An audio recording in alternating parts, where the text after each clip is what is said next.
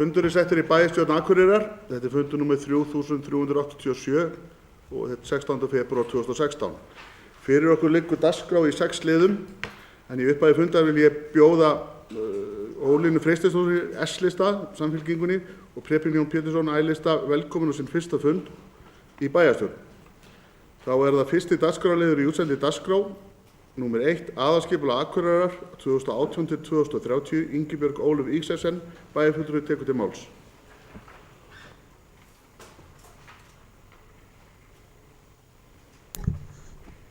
Forseti, ágætu bæjarfulltrúar, þetta fyrsti liður í fundargerð skipulagsnefndar frá 10. febrúar síðastliðnum. Þar var áfram haldið með umræðu tillögu skipulagsstjóra að skipulagslýsingu fyrir aðalskipulag Akureyrar 2018 til 2030. Skipulagsnefnd leggur til við bæjarstjórn að tillagan verði auglýst samkvæmt 30. grein skipulagslaga númer 123 frá árinu 2010 og send Skipulagsstofnun til umsagnar. Takk. Ingibjörg Ólöf Ísaksen, bæjarfulltrúi, lokið máli sínu. Orðið laust. Það sem enginn hefur hvatt sér hljóðs, þá göngum við til atkvæðagreiðslu, þeir sem geta samþykkt þessar skefimerki. Það samþykkt með 11 samhljóða atkvæðum. Það annað dagskrárliður í útsendi dagskrá, lögmannslið umsókn deiluskipulag. Ingibjörg Ólöf Ísaksen, bæjarfulltrúi, tekur til máls.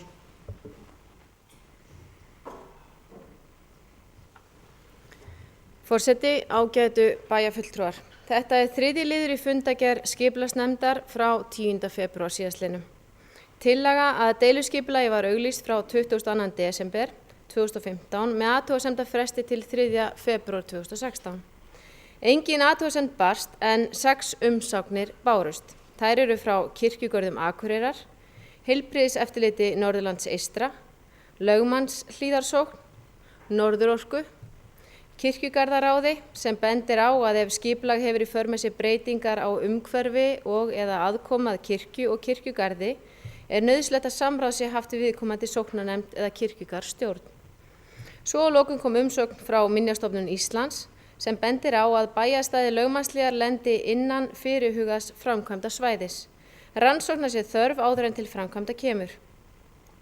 Þar sem langur tími geti liðið þar til framkvæmdir á umræddu svæði hefjast, getur Minjastofnun fallist á að afmarkað verði hættusvæði á skipulagsuppdrátt sem tryggi það að framkvæmdir eða gróðursetning trjáa fari ekki fram á umræddu svæði á nauðsynlegra rannsókna og samráðs við þjóðminjavörsluna. Með þessu væri verið að fresta rannsóknum þar til síðar og niðurstaða þeirra geti kallað á breytingar á skipulaginu. Að teknu tilliti til athugasemda Minjastofnunar leggur skipulagsnefnd til við bæjarstjórn að deiluskipulagstillagan þannig breytt verði samþykkt og skipulagsstjóra falið að annast gildistöku hennar. Takk. Ingibjörg Ólöf Ísaksen, bæjarfulltrúi, lokið máli sínu. Orðið laust. Það sem enginn hefur hvatt sér hljóðs, göngum við til atkvæðagreiðslu, þeir sem geta samþykkt þessar skefimerki. Það samþykkt samhljóða með 11 atkvæðum. Þá það þriðji liður í útsendi dagskrá, miðbær deiluskipulagsbreytingar vegna landfyllingar við Horsbót. Ingibjörg Ólöf Ísaksen, bæjarfulltrúi, tekur til máls. Forseti, ágætu bæjarfulltrúar. Þetta fjórði liður í fundargerð skipulagsnefndar frá 10. febrúar síðastliðnum. Tillaga að breytingu á deiluskipulagi var grenndarkynnt frá 15. janúar 2016 og lauk henni með undirskriftum allra sem hana fengu þann 27. janúar 2016. Skipulagsnefnd leggur til við bæjarstjórn að deiluskipulagstillagan verði samþykkt og skipulagsstjóra falið að annast gildistöku hennar. Takk. Ingibjörg Ólöf Ísaksen, bæjarfulltrúi, lokið máli sínu. Orðið laust. Það sem enginn hefur hvatt sér hljóðs, göngum við til atkvæðagreiðslu, við sem skefimerki sem geta samþykkt. Það samþykkt samhljóða með 11 atkvæðum. Þá það fjórði liður í útsendi dagskrá, gat og sólarinnar, staðsetning á rotþró. Ingibjörg Ólöf Ísaksen, bæjarfulltrúi, tekur til máls. Forseti, ágætu bæjarfulltrúar. Þetta 7. liður í fundargerð skipulagsnefndar dagsett 10. febrúar 2016. Þetta erindi dagsett 18. september 2015 þar sem Haraldur Árnason fyrir hönd úrbótarmanna EHF sækir breytta staðsetningu á rotþró fyrir frárennsli húsa við götu sólarinnar. Skipulagsnefnd heimilaði umsækjanda þann 30. september 2015 að leggja fram tillögu að breytingu á deiluskipulagi. Tillagan er dagsett 15. desember 2015 og unnin af Steinmari H. Rögnvaldssyni hjá HSA Teiknistofu. Þar sem óverulega breytingu á gildandi deiliskipulagi er að ræða, leggur skipulagsnefnd til við bæjarstjórn að tillagan verði grenndarkynnt samkvæmt 2. málsgrein 43. grein skipulagslaga númer 123 frá 2010. Takk. Ingibjörg Ólöf Ísaksen bæjarfulltrúi lokið máli sínu, orðið er laust. Njáll Trausti Friðbertsson bæjarfulltrúi beðið orðið.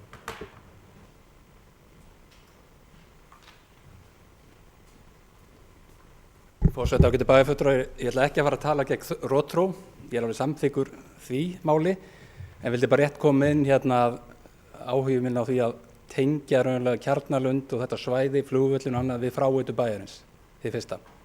Þannig að það sé komið fram. Það eru hugmyndir að tengja inn á Litlagarð og inn með í þá áttina og það verður að skoða þessa möguleika og ég held að það væri bara gott verkefni að reyna að flýta því og skoða það vel sem allra fyrst. Takk. Njáll Trausti Friðbertsson bæjarfulltrúi lokið máli sínu, orðið er laust. Það sem enginn hefur gott sér hljóðs, þá göngum við til atkvæðagreiðslu. Þess gefið merki þess að geta samþykkt. Það er samþykkt samhljóða með 11 atkvæðum. Þá er það 50 liður í útsendi dagskrá, starfsáætlun stefnuræða nefndar 2016 skipulagsnefnd, starfsáætlun stefnuræða nefndar í samræmi við samþykkt bæjarstjórnar frá 21. apríl 2015 að formaður fastanefndar sem á ekki sæti í bæjarstjórn mæti á fundi í bæjarstjórn hafi framsögu, taki þátt í umræðum og svari fyrirspurnum þegar umræða stefnu og starfsáætlun málaflokksins fer fram. Mættur er Tryggvi Már Ingvarsson, formaður skipulagsnefndar og gerir grein fyrir starfsáætlun nefndar.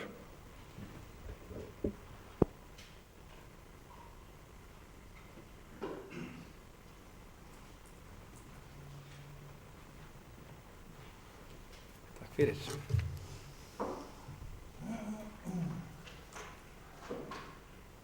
Forseti, ágætu bæjarfulltrúar. Á árinu 2015 voru haldnir 25 fundir í skipulagsnefnd og hefur samstarfið innan nefndarinnar gengið vel og sjaldan mikill ágreiningur. Áhuginn er mikill hjá öllum nefndarmönnum og virk þáttaka bæði á fundum og í umræðum utan þeirra. Ein breyting hefur verið á skipulagsnefnd frá því ég hélt síðast stefnuræðu en Helgi Snæbjarnarson, L-lista, hefur leyst af Evu Reykjalín frá því vor þegar hún fór í fæðingarorlof. Pétur Bolli Jóhannesson, skipulagsstjóri, lét af störfum síðastliðið sumar sem ásamt öðrum mannabreytingum á skipulagsdeild jók álagið á starfsfólk skipulagsdeildar í haust og byrjun vetrar. Leið og ég vil þakka Pétri Bolla fyrir velunni störf í gegnum tíðina, langar mig til þess að hrósa starfsfólki skipulagsdeildar fyrir framúrskarandi frammistöðu og ósérhlífni á meðan að ráðningu nýs skipulagsstjóra var beðið. Afleiðing þessa umróts var hins vegar sú að það hægðist nokkru verkefnum og þannig er það bara. Síðastliðinn nóvember tók svo Dr. Bjarki Jónasson við störfu sem nýr skipulagsstjóri og í framhaldi erum við smátt og komast á skrið í þeim skipulagsverkefnum sem tafist hafa af fyrrgreindum ástæðum. Aðeins hlutverk skipulagsnefndar. Meginverkefni skipulagsnefndar Akureyrarbæjar eru skipulags- og byggingamál, umhverfisskipulag, lóðaúthlutanir, umferðarmál og landupplýsingakerfi Akureyrar. Skipulagsnefnd starfar á grundvelli 6. greinar skipulagslaga, nr. 123 frá árinu 2010. Skipulagsnefnd gerir tillögur til bæjarstjórnar um stefnu í skipulags- og byggingamálum og tekur ákvarðanir á grundvelli skipulagslaga og mannvirkjalaga. Hún hefur eftirlit með stefnumörkun og samþykktum í málaflokkum sem undir hana heyra, hefur frumkvæði gerð skipulagstillagna og skipulagsskilmála og gerir tillögur til bæjarstjórnar um skipulagsáætlanir og breytingar á þeim. Nefndin gerir tillögur til bæjarráðs um gjaldtöku vegna gjaldskyldrar starfsemi sem heyrir undir verksvið hennar. Skipulagsstjóri er framkvæmdastjóri skipulagsnefndar og sér einnig um daglegan rekstur skipulagsdeildar. Framkvæmd byggingamál og byggingaeftirlits heyrir einnig undir skipulagsstjóra. Annars var það ekki ætlun mín að endurtaka ræðu mína frá því fyrra eða fjalla um það sem búið er, enda er bíl ekki stýrt með að horfa í baksinnisspegilinn heldur fram á veginn. Sem er ágætt því ég er enda lent í áreftir henni fyrir utan í morgun sem svona kemur á vondan þegar maður er búin að sitja í ræðuna. En leiðilegs og stefnu núverandi skipulagsnefndar sem ég fjallaði með fyrra má finna á vef skipulagsdeildar og í gildandi aðalskipulagi og þið getið nálgast það bara á vefnum. Í ræðu minni hér á eftir ætla ég eins og að fara yfir eftir þetta atriði, það er þau verkefni sem eru í vinnslu skipulagsnefndar, þau verkefni sem eru framöndan, önnur mál og svo almennt stöðu skipulags- og byggingamál á Akureyri. Verkefni í vinnslu, aðalskipulag Akureyrar 2018-2030. Þetta er stærsta verkefni framöndan hjá skipulagsnefnd. þar að segja endurskoðun aðalskipulags Akureyrar sem mun hafa gildistíma 2018 til 2030. Helsta ástæða þess að farið í þessa vinnu núna að gildistími núverandi skipulags rennur sitt skeið 2018 ásamt því að sveitarfélögin vaxa með sameiningum við Hrísey og Grímsey sem ekki hluti af gildandi aðalskipulagi. Verkefnið jafnframt meiri líkingu gerð nýs aðalskipulags frekar en endurskoðun þar sem ný skipulagslög tóku gildi 2011 með breyttum kröfum og áherslum. Skipulagslýsingin fyrir verkefnið var samþykkt hér áðan og því óþarf að fjalla mikið hana meira á þessari stundu, annað en að við munum leggja mikla áherslu á virka þátttöku allra bæjarfulltrúa, nefnda, einstakra deilda og íbúa gerð skipulagsins. Þetta á ekki vera skipulag sem hönnuðir leggja okkur í hendur og býður svo vel falið í skúffum bæjarins fram á næstu endurskoðun, heldur rýna á það samfélag sem við búum í, bæði hvað varðar núverandi stöðu, leiðir til frekari árangurs og eflingu sveitarfélagsins. Gott skipulag verkfæri til framtíðar. Annað verkefni sem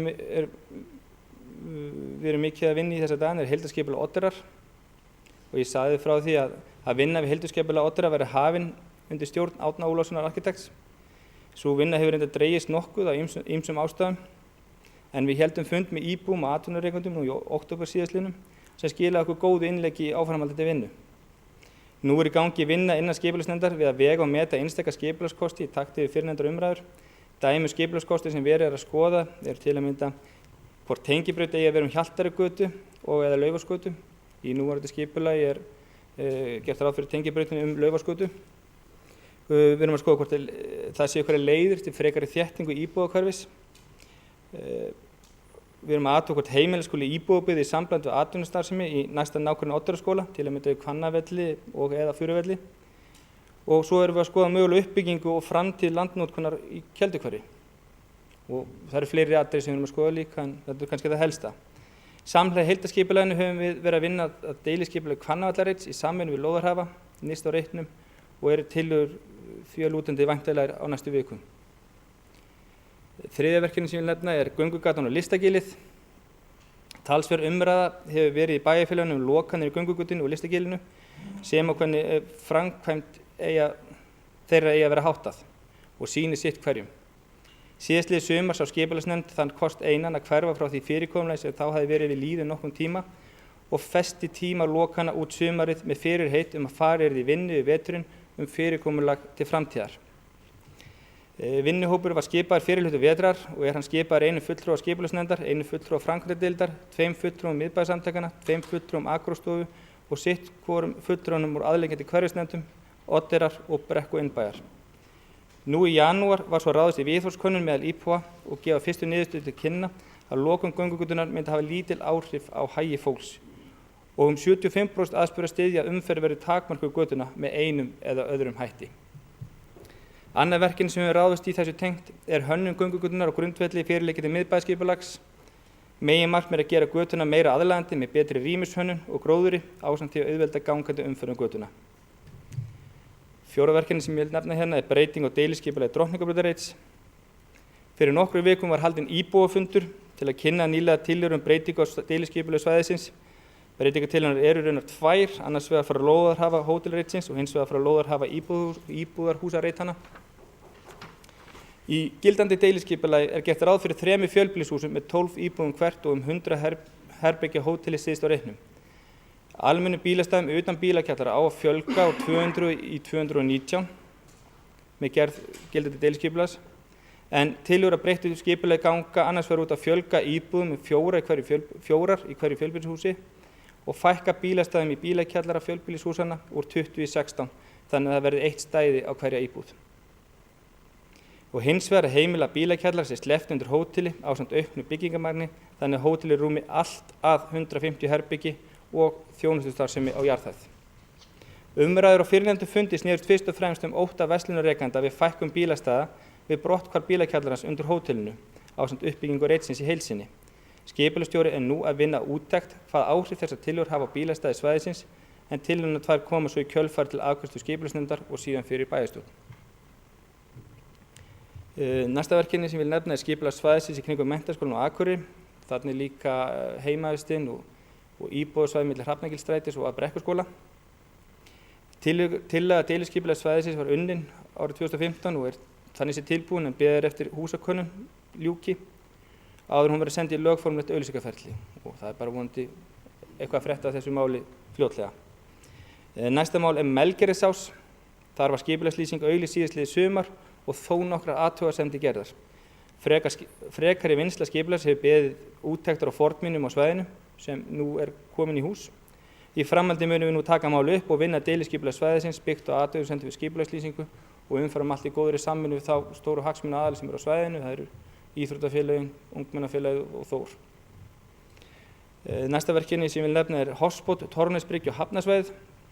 Unnið að tillögum svæði frá Torfnesbryggju að Strandgötu með það fyrir augum að skapa aðstöðu fyrir smábátahöfn og sjávartengda ferðaþjónustu. Elsti hluti Torfnesbryggju frá árinu 1907 og fellur því undir lög um menningarminjar. Fornleifaskráning hefur þó leitt í ljós að sá hluti bryggjunar horfinn eða geymdur undir núverandi bryggju og ætti því ekki að hamla frekari framkvæmdum. Svo önnur verkefni sem ég vil aðeins koma inn á. Það er kannski helst að segja frá tveim. Annars vegar hafin vinna við umhverfis- og samgöngustefnu Akureyrarbæjar sem við ræddum hérna á sama vettvangi í fyrra og er sú stefna unnin í nánu samstarfi við umhverfisnefnd og mun sú vinna gagnast mikið inn í vinnslu aðalskipulags. Hins vegar mér ljúft að segja frá því að nú er að hefjast vinnu við val á mögulegum leiðum jarðstrengs í gegnum land Akureyrarbæjar í samvinnu við Landsnet og Eyjafjarðarsveit og var fyrstur fundur á þeim vettvangi bara nú í morgun og vonandi líka eitthvað að frétta á næstu mánuðum framvindu þess máls. Næst langar mig að fjalla verkefni á teikniborðinu. Þau verkefni sem við erum ekki búin að hefja en munum hefja núna á næstu misserum eða á næsta ári. Það er helst að nefna deiliskipulag Hríseyjar og Grímseyjar. Við munum fara, þegar heildarskipulag Oddeyrjar er lokið, þá munum við fara í deiliskipulagningu hverfa Oddeyrjar í samræmi við niðurstöður heildarskipulagsins. Og svo eftir því sem fjármagn og tími vinnst til þá munum við halda áfram að deiliskipuleggja önnur hverfi Akureyrar. Og höfum verið að taka, eins og við erum að taka Melgerðisásin núna á Neðri Brekku, kláruðum við á síðasta ári og höfum tekið eitt og eitt hverfi eftir því sem tími vinnst til. Við höfum áhuga að gera verklagsreglur stöðuleg við gáma og okkur finnst það mjög brýnt. Við viljum endurskoða reglur lóðaveitingar. Við viljum skilgreina framtíðarsvæði fyrir kirkjugarða Akureyrar. Og við raun margt fleira sem kannski tekur ekki að nefna akkurat núna. En ég nefni síðan eitt annað mál sem ég langar að ræða. Að undanfarið misseri hefur síðan mæli hefur borið á síðan áhuga fjárfesta á lóðum í samræmi með miðbæjarskipulag. Nýlega voru 4 lóðir auglýstar við Torfunef fyrir hafnsæknastarfsemi og fengu færri en vildu. Eins hafa borist fyrirspurnir vegna annarra lóða vestan Glerárgötu og því tímabært að fara að skoða fyrir alvöru hvernig huga verður uppbyggingu á þessum reitum. Sú þróun þarf að haldast í hendur við uppbyggingu samgöngumiðstöðvar ásamt því að það er töluverður kostnaður að gera svæði byggingarhæft sem fæst ekki tilbaka fyrir en öllum lóðum hefur úthlutað. Mögulegt verður að mæta þess einnig þættinum með því að fasa framkvæmdir í minni áfanga sem hver og einn stæði þannig sem undir sér. En ég hef vonandi frekari fréttir af þessu framvindu þessa máls að ári, í stefnuröðu ári. Lokum langar mig að fjalla þessum stöðu byggingar og skipulagsmála á Akureyri. Fjöldi afgreiddra mála hjá embætti skipulagsstjóra helst nokkuð í stað milli áranna 2014 og 2015. Afgreidd erindi voru 222 á síðasta ári en 211 árinu þar á undan. Og til gamans að geta árinu 2015 voru 13 íbúðalóðum úthlutað. Varðandi afgreidd erindi þá tók ég smá tölfræði saman sem reynda að þannig að útgefin byggingarleyfi útgefin fókælisvottorð á Akureyri hefur haldist nokkuð inn í stað síðastliðin 6 ár og eru það byrjað þriðjungu færri síðastliðin 6 ár en 6 árum þar á undan, 2002-2008. Með því að við getum nokkuð sagt að við hefum ekki ennþá náð upp sama byggingamagni og var fyrir hrun. En varðandi lausar íbúðalóðir og kannski framtíð byggingamála, það eru það 37 einbýlishúsalóðir nú í auglýsingu, þar hafa verið 7 í Hrísey. 7 einbýlishúsalóðir teljast byggingarhæfar en eru ekki í auglýsingu og 13 lóðir hafa verið skipulagðar í öðrum áfanga Naustahverfis, svokallað Hagahverfi og munu koma á markaðinn á næstu árum. 3 raðhúsalóðir eru núna í auglýsingu og teljast byggingarhæfar, 2 raðhúsalóðir teljast byggingarhæfar en eru ekki í auglýsingu og 15-20 raðhúsalóðir koma á markaðinn á næstu árum með tilkomu Hagahverfis. 4 fjölbýlishúsalóðir eru í dag auglýstar til úthlutunar, ein telst byggingarhæf en hefur ekki verið auglýst, en töluverður fjöldi eru næstu áföngum hagahverfis eða á milli 15 til 23 lóðir.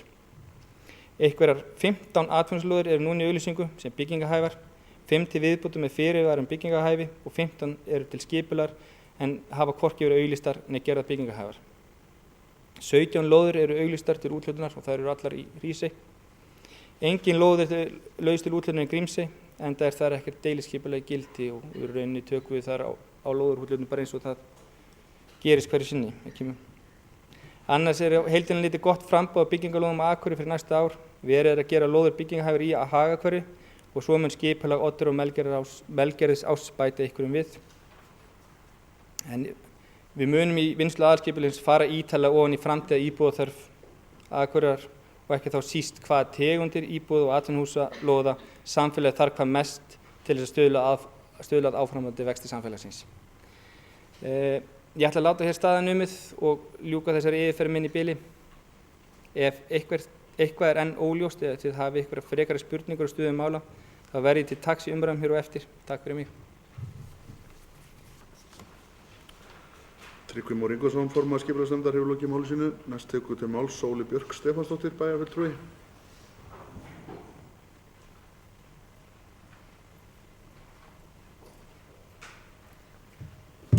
Forseti, ágætu bæjarfulltrúar. Ég vil nú þakka formanni skipulagsnefndar fyrir ágætisframsögu og þetta er auðvitað gríðarlega mikilvægur málaflokkur. Og það er svona margt sem að ég myndi gjarnan vilja heyra meira og ég ætla að nefna kannski tvennt sem er sem sagt annars vegar aðalskipulag, vinna við aðalskipulagið og hins vegar samgönguáætlunin, af því að það sem ég hef nú aðeins verið að tala það við ykkur að staðdagskrá 21, hún er fallin úr gildi. Og ég hef svona eitthvað verið að hvetja til þess að við myndum gera nýja staðdagskrá en svo þegar ég hef svona verið að kynna mér það mál þá svona skilst mér að staðdagskrár séu kannski pínlítið dottnar úr tísku og það er ekkert sveitarfélag held ég núna með gilda staðdagskrá. En það er svona tendensi kannski og geta alveg verið bara mjög góð rök fyrir því, ég ætla svo sem ekki en að taka þá hugsun alla inn í aðalskipulagið.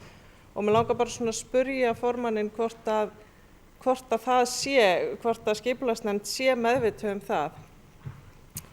Og eins í sambandi við samgönguáætlunina, hér náttúrulega hefur auðvitað verið gríðarlega mikil umræða samgöngumál og hér er mikið talað bílastæði en það eru auðvitað svo margt annað undir og hvernig á að skilgreina ólíka samgöngumáta. Og hefur rosalega mikið verið rætt bílastæði í miðbænum en það fer svona minna fyrir umræðinu aðra samgöngumáta og ég ætla bara svona, mér langar bara til að heyra viðhorf formannsins og svona hvernig hann upplifir að nefndin sé meðvituð það og samgönguáætlun náttúrulega sem brennur á allra vörum núna eru auðvitað snjómókstur og salt eða sandur. Og þetta eru auðvitað hluti sem hlýtur að þurfa að ræða inn í samgönguáætlun. En ég ætlaði mér lá svo mikið á að koma þessu að framfæri að ég gleymdi því sem ég ætlaði að byrja á að gera sem var bara að hrósa formanni skipulagsnefndar fyrir að halda mikið af opnum fundum og þetta hafa verið góðir fundir. Ég hef nú náð að mæta á einhverju, ég hef ekki náð að mæta á alla.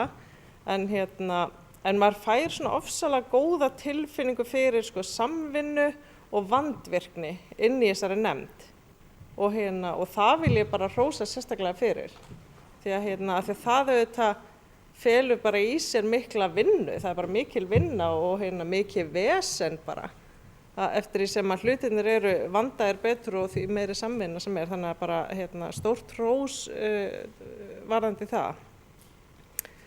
Og síðan langaði mig að spyrja svona að því að við erum nú það er nú búið að skipa aðgerðarhóp bæjarfulltrúa, sem sagt oddvitaflokkarna sem eru að takast á við rekstur bæjarins og snúa olíuskipinu. Og þar til dæmis koma upp margar hugmyndir og þar var ein hugmynd að því ég var að renna yfir þetta bara núna helgina, það er ein hugmynd sem heitir hugsa út fyrir boxið og Og mér langar svona að heyra til dæmis hvort að í tengslu við aðalskipulagi, hvort að skipulagsnefnd hefur velt í fyrir sér að hugsanlega væri hægt að byggja hérna upp. Það er talað uppbyggingu til dæmis á Oddeyrinni og þá eftir að fara í þá vinnu. Sko, hefur einhverjum dottið í huga að búa til bíllaust hverfi? Er verið að hugsa eitthvað á þeim nótunum af því að ég hef nú ekki þreyst á því að mæra þennan meirihluta og umhverfis metnað og að Akureyri verið leiðandi í umhverfismálum og ég held að ein góð leið til þess væri til dæmis að skipuleggja hverfi þar sem að væri bara ekki gert ráð fyrir umferð. Og ég held til dæmis að Oddeyrin geti verið mjög spennandi staður fyrir slíkt. Og þannig að ég mér langaði bara svona að heyra, þú veist, hvernig þau hugsa þetta? Þau hugsa þetta inn í þröngu ramma eða þau verið að velta upp svona nýstárlegum hugmyndum af því að nú ný skipulagsstjóri eins og formaður nefndi tekið til starfa sem hefur mikla reynslu af skilst mér aðalskipulagsvinnu og en þá er svona spurning hvort að reynslan getur verið fjöturum fót ef fólk er svona festist of mikið í því sem hefur verið gert og vannin hefur verið að gera. Það er áhugavert og mjög ánægilegt að heyra eftirspurn eftir lóðum á miðbæjarsvæðinu og í hafnsækinni starfsemi og maður velti fyrir sig hvort það haldist kannski hendur við uppbyggingu á Nökkvasvæðinu og kannski Drottningarbrautarreitin sem að sýnir líka að þegar bærinn gerir eitthvað skemmtilegt þá virkar það á fleiri og dregur fólk að. Þannig að ég held að þetta kannski sé til marks hversu gott það var að sýna metnað í varðandi Drottningarbrautarreitin og eins að það loksins kom að upplýsingu, kom að því að við færum í Nökkva uppbygginguna, segi ég. Þannig að já, ég ætla bara að segja að maður hefur mjög góða tilfinningu fyrir svona vinnunni í skipulagsnefndinni. Það er auðvitað margt sem og eins og ég segi, þetta er náttúrulega gríðarlega mikilvægur málaflokkur og það hefur auðvitað lengi verið svona verklag svona, já, stundum sagt til fyrirmyndar varðandi íbúalýðræði af því að þetta er opið ferli. En eins og ég segi, það má hrósa fyrir að hafa tekið það bara ennþá lengra og mjög gott. Og ég held að bara fólk hefði almennt áhuga á líka bara að heyra meira hvað er í gangi. Af því að þó þetta sé opið ferli þá er þetta samt það er gott að fá þetta hingað, þessa umræðu. Takk fyrir. Bæjarfulltrúi Sóley Björk Stefánsdóttir hefur lokið máli sínu. Næst tekur til máls Guðmundur Baldur Guðmundsson, bæjarfulltrúi.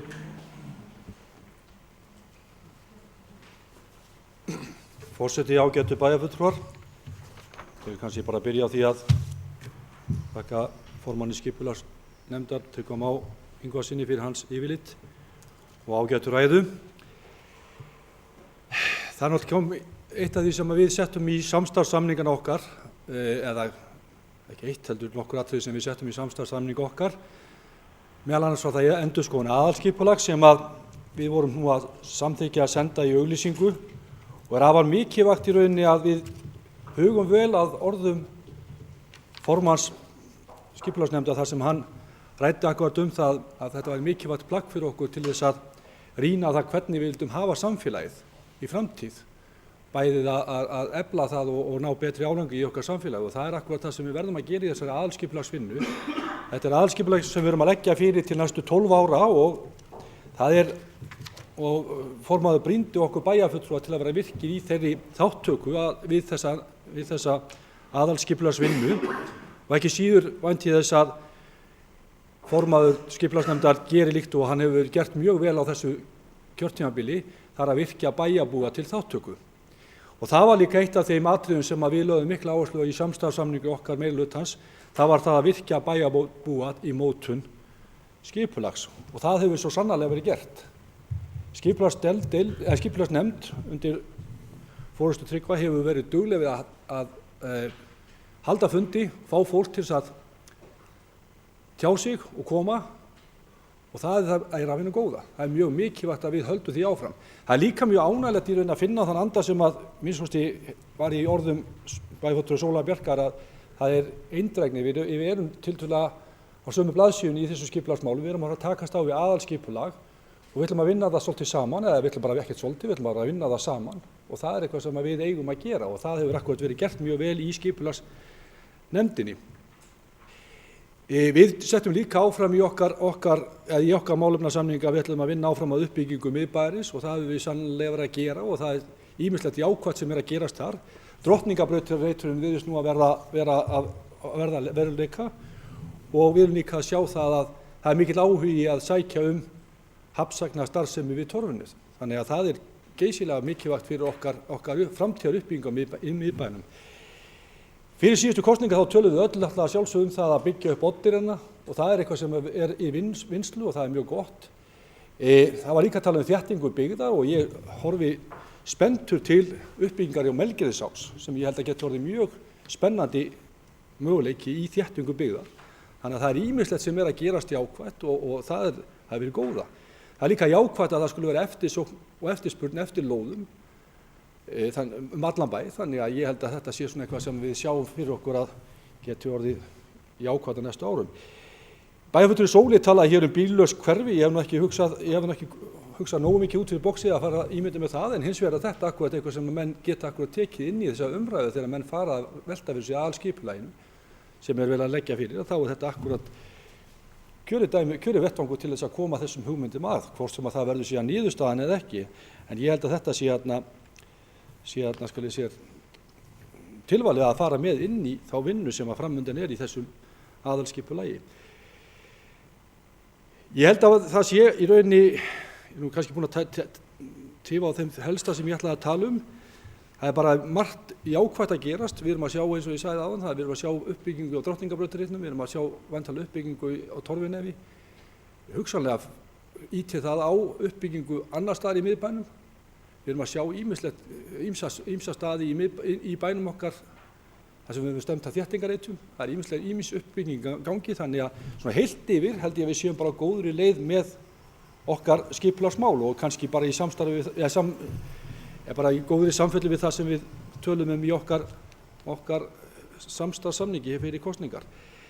Það verður ágætt að heyra formanninn koma inn á þessa samgönguáætlun sem að Sóley Björk bæjarfulltrúi talaði um og ég held að sé mjög áhugavert að heyra hvað menn vilja frekar gera í því.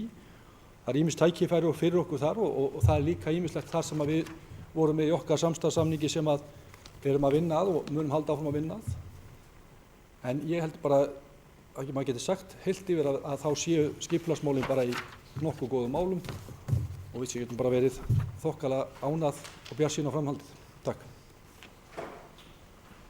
Guðmundur Baldur Guðmundsson bæjarfulltrúi að lokinni máli sínu. Næst tekur til máls Ólína Freystinsdóttir bæjarfulltrúi.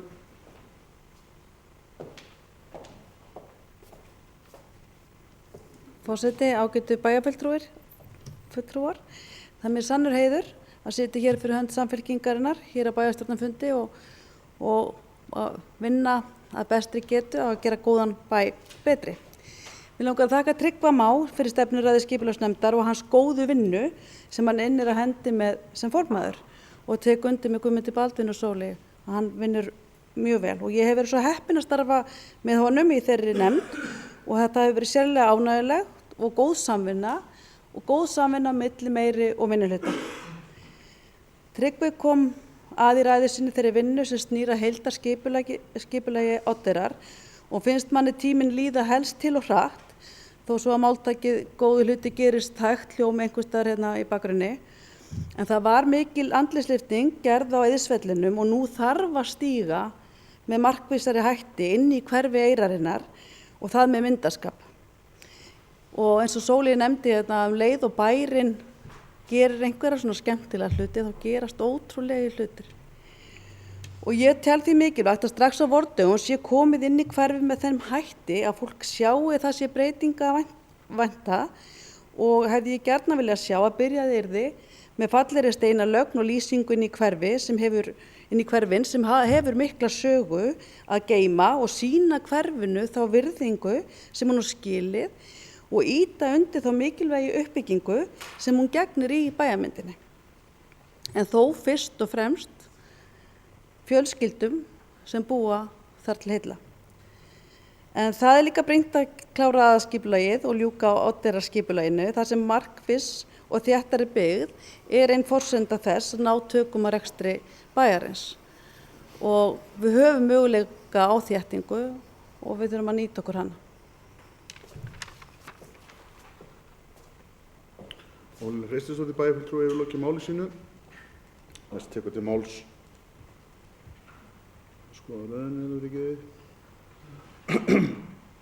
Logi Már Einarsson bæjarfulltrúi. Forseti, ágætu bæjarfulltrúar.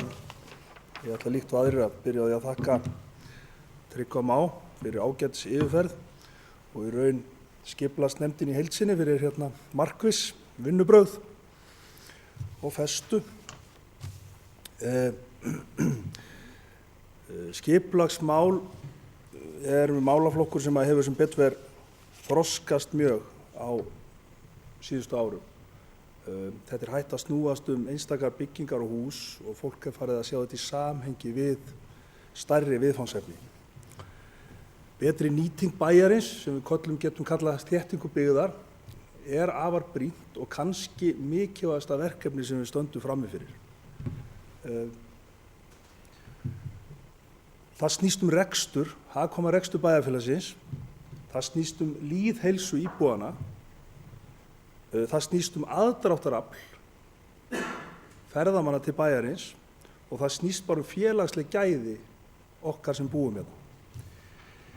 Í tengslum við snjómokstursumræðu síðustu vikna þá hef ég bent á það að þróun bæjarins hefur verið með þeim hætti. Árið 1996 þá voru 200 íbúar sem deildu hverjum kílómetra af götum innanbæjar. Núna 21 ári seinna þá það komið niður í 150 manns sem deila hverjum kílómetra. Til samanburðar þá talan í Reykjavík 260 manns sem deila hverjum kílómetra. Og hún, Reykjavík, samt eftirbátur flestra borga sem við löðum stað og viljum læra af. Í því tilliti ég ekki sammála bæjarfulltrúi Guðmundi að skipulagsmálin sé í fínu lagi og allt sé á réttri leið. Þessi þróun sýnir mér að við erum á rangri leið. Að vísu á eftir að leiðrétta fyrir hlutum eins og nýjum götum eins og Dalsbraut eða Mjólkursamlagsvegi sem getur haft töluverða þýðingu í þessu reikningsdæmi. En það breytir því ekki að við verðum að hugsa þessa hluti þegar við erum að velta þessu fyrir okkur. Að öðru leyti ég sammála bæjarfulltrúa Guðmunda og ég held að hann hafi verið að meina það að hvernig við stöndum að ákvarðanatöku, hvernig við stöndum að gerð skipulags og hvernig við höfum umræðunni mikið betri heldur en að við höfum séð lengi. Ég ætla nú bara að vaða úr einu í annað. Ég skrifaði nú bara svona athyglisverða punkta sem hinir og þessir bæjarfulltrúar og Tryggvi skrifuðu. Og hér hef ég skrifað næst athyglisverð hugmynd frá Sóleyju sem bíllaust hverfi. Ég skoðaði það bara upp á mitt einsdæmi fyrir 10 árum síðan. Hvað kæmist mikil byggð fyrir neðan Hjalteyrargötuna. Með svona svipari þéttni og við þekkjum bara í nágrannaborgum byggingar upp á 3-4 hæðir, þá getum við verið að horfa á 2000 manns. Auðvitað það framtíðarsýn til mjög langrar til margra ára, 50, 100 ára, vegna þess að ennþá eru þarna öflug og mikilvæg fyrirtæki sem kemur ekki til greina að hrófla við, en hins vegar fannst mér skemmtilegt að skoða hvaða möguleikar væru. Það eru til svona hverfi sem að þið ættuð að skoða sem sagt, bara steinsnar frá okkur. Við hafnarkantinn í Helsingi búið að byggja upp mjög þétt hverfi á 4 til 6 hæðir sem að byggir í rauninni á umhverfi þar sem að bíllinn í öðru sæti. Hún ekki alveg úthýst en hann ekki mikið sýnilegur og hann ekki í aðalatriði. Eins Hammersby Sjöstad sem að liggur rétt utan við eða út hverfi í Stokkhólmi sem 20.000 manna hverfi sem svipað á Akureyri sem að hefur náð því að vera nánast sjálfbært. Það eru bílar auðvitað líka en þeir eru í öðru og þriðja sæti. En þar hafa menn gengið svo langt að þar tekur ruslið og hendir í rennur og það fer og er notað svo til þess að búa til orku og þannig að við erum búin að horfum upp á hverfi sem er í rauninni bara algjörlega sjálft sér nóg. Þannig að það eru í kringum okkur fullt af hlutum sem við eigum að skoða og það góða við skipulagsmál er að við erum ekki í fararbroddi og það er búið að prófa þetta allt áður. Borgir eru fleiri þúsund ára gamlar, kannski ein merkilegasta uppgötvun og uppfinning mannsins.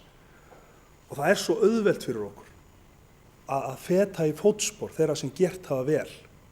Vegna Atlantshafsins eru menn að gera frábæra hluti. Þannig að allur hræðslu áróður að þetta gerist ef þið gerir þetta og þetta gerist ef þið gerir þetta, það er svo auðvelt að vísa því á bug og vísa í dæmi.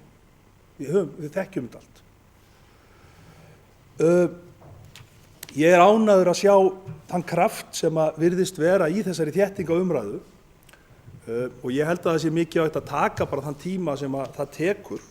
Það er ekkert smá verk að fara í alla oddinina og það getur verið auðvitað töluvert vandasamt að finna út, til dæmis bara hvort að höfuðleiðin í gegnum hverfið suður-vestur að austan eigi að vera hvað heitir hún nú gatan? Laufásvegur eða Laufásgata eða Hjaldaragata. Ég hefði talið að það væri langeðlilegast að þetta yrði óbreytt í aðalskipulagi. Aðalskipulag segir ekkert til hvenær á að framkvæma hlutina. Við þekkjum það með Dalsbrautina. Hún var á aðalskipulagi í 30 ár áður en hún var lögð. Og við áttum okkur á því að það er starfsemi niður á Eyrinni sem er ekkert að fara. En við eigum ekkert að hika við að segja þetta er víglínan sem við ætlum að marka okkur. Einhver tíman mun þungaumferðin færast þarna niður eftir og við ætlum að nema land. Það verður auðvitað niður á Eyrinni nákvæmlega eins og í öllum borgum sem eru orðnar eldri og þroskaðri og hafa vaxið hraðar, að þessi þunga iðnaðarstarfsemi hún mun í fyllingu tímans færast út fyrir bæinn og þá eigum við að eiga möguleika á því að nýta okkur þetta. Mér hefði samt fundist að við ættum að nota möguleikana til þess að auglýsa strax og fara strax í þá þéttingu sem er möguleg. Og hún þarf ekki alltaf að vera stór. Ég tek dæmi bara um frábæran hlut sem skipulagsnefndin vann á síðasta ári sem er skipulag norður brekkunnar. Þar komu, held ég, þar var niðurstaðan 12-13 íbúðir eða ekki, 10 hús eða eitthvað svoleiðis. Ég spurði í gær af hverju þetta var ekki auglýst. Þetta er allt byggingarhæfa lóðir. Og svari var að það strandar á einni lóð. Og mér finnst að menni bara taka þá lóð út fyrir sviga og vinna hana í rólegheitum og útluta hinu sem fyrst. Af því að þegar við erum að tala um að mæta þörfum verktaka, þá megum við ekki alltaf hugsa um þessa stóru togaraútgerðar, heldur líka litlu smábátasjómennina í byggingabransanum, sem eru kannski 2-3 menn sem að nægir í raun að hafa 1-2 hús á ári til þess að brauðfæða sig. Ég er ánægður líka með að sjá sem sagt vinnuna við Hvannavelli, við Kelduhverfið og ég held að menn eigi að vera líka dálítið djarfir að stinga niður húsum þar sem að þau bæta umhverfið. Mér dettur í hug til dæmis austasti hluti Eiðsvallarins, þar sem að nú eru leikvallaskúr, sem er ekkert nema lítið á umhverfinu. Þar var stórt 2 hæða rishús í gamla daga og ég sæi alveg fyrir mér að með því að stinga niður 2 húsum þar og 4 íbúðum, þá myndum maður bæði auðvitað ná inn meiri peningum til þess að reka hverfið, en við myndum líka gera götumynd norðurgötunar mikið fallegri heldur en hún er í dag.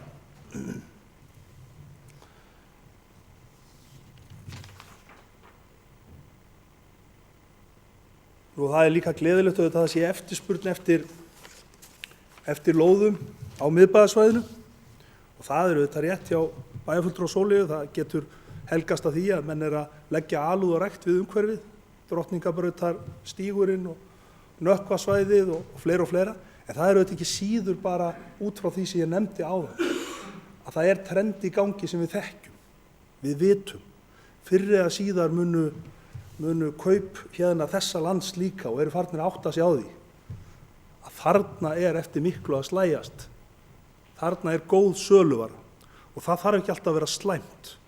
Þess að drifkraftur framfara getur líka verið ásóknin í hagnað eða möguleika á því að reka fyrirtæki sitt vel.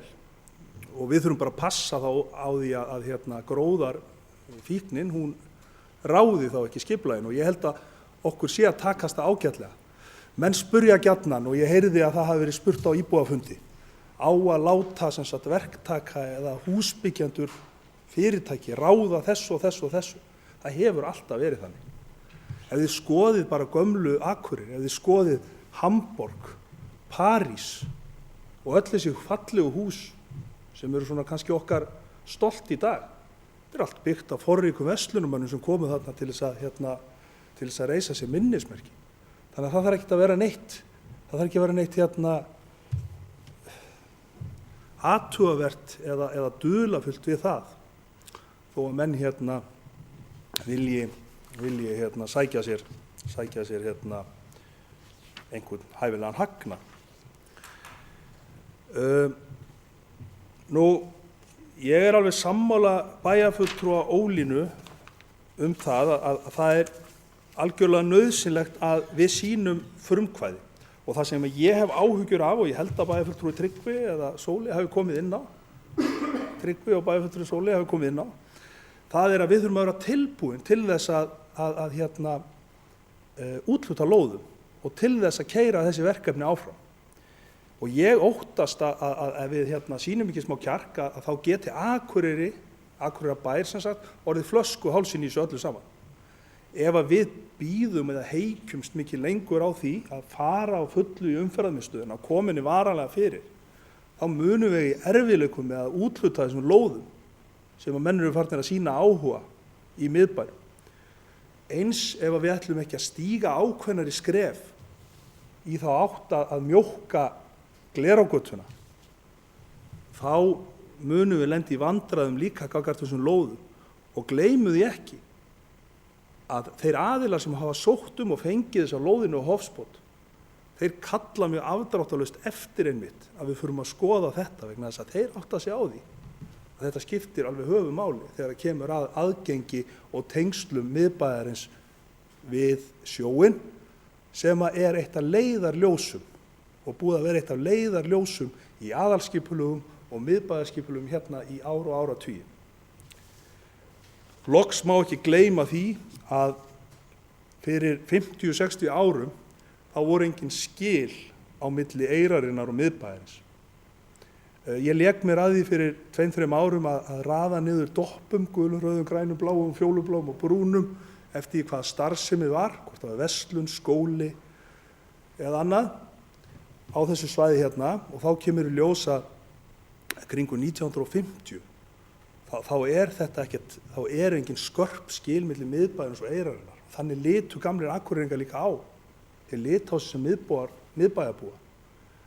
Síðan í kringum 1970 þegar að menn ofmeta mannfjöldaspá og bílanotkun og byggja þessa hraðbraut hérna í gegnum bæinn, sem að menn hafa svo ekki talið sig þurfa að gera síkvorum megin við, að þá rifu þeir 21 hús við Glerárgötuna, og þar með var Eyrinn slitinn frá miðbænum. Seinna kom svo Tryggvabrautin, Hjalteyrargata, Strandgatan stækkaði. Og hvað stendur í dag? Það stendur ein verslun. Og meira að segja, hún nú svo rausnarlega gagnvart hverfinu að hún byggði lagerinn sinn út í Norðurgötuna og lokaði Norðurgötuna. Þannig að í dag á í raun engin leið inni á Eyrina nema að sé að fara heimsækjum. Nauðsynlegur hluti að lifandi hverfi að almenningur og ferðamenn hafi áhugað að slæpast og villast inn í hverfin. Og ég held að með einhverjum svona litlum úrbótum eins og Ólín að leggja til, að taka til dæmis gatnamótin Gránufélagsgata, Norðurgata og búa til eitthvað lítið svona hellulagt torg með luktum og einhverju, svona í takt við það sem menn eru að gera í innbænum, í takt við byggðina og fara að úthluta einu og einu húsi þarna niður frá.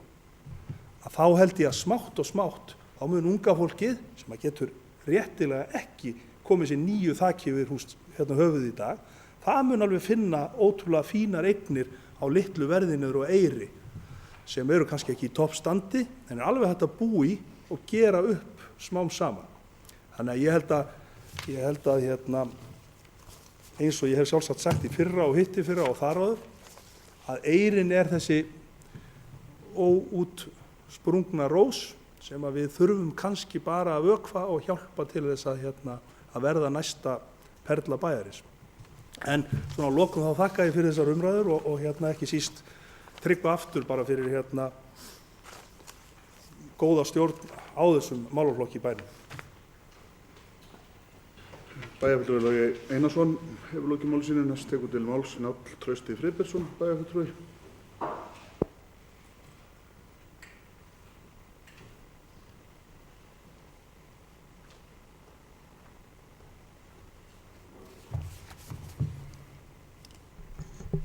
Forseti ágætu bæjarfulltrúar, byrja að þakka eins og aðrir Tryggva Má, formanni skipulagsnefndar, fyrir ræðuna.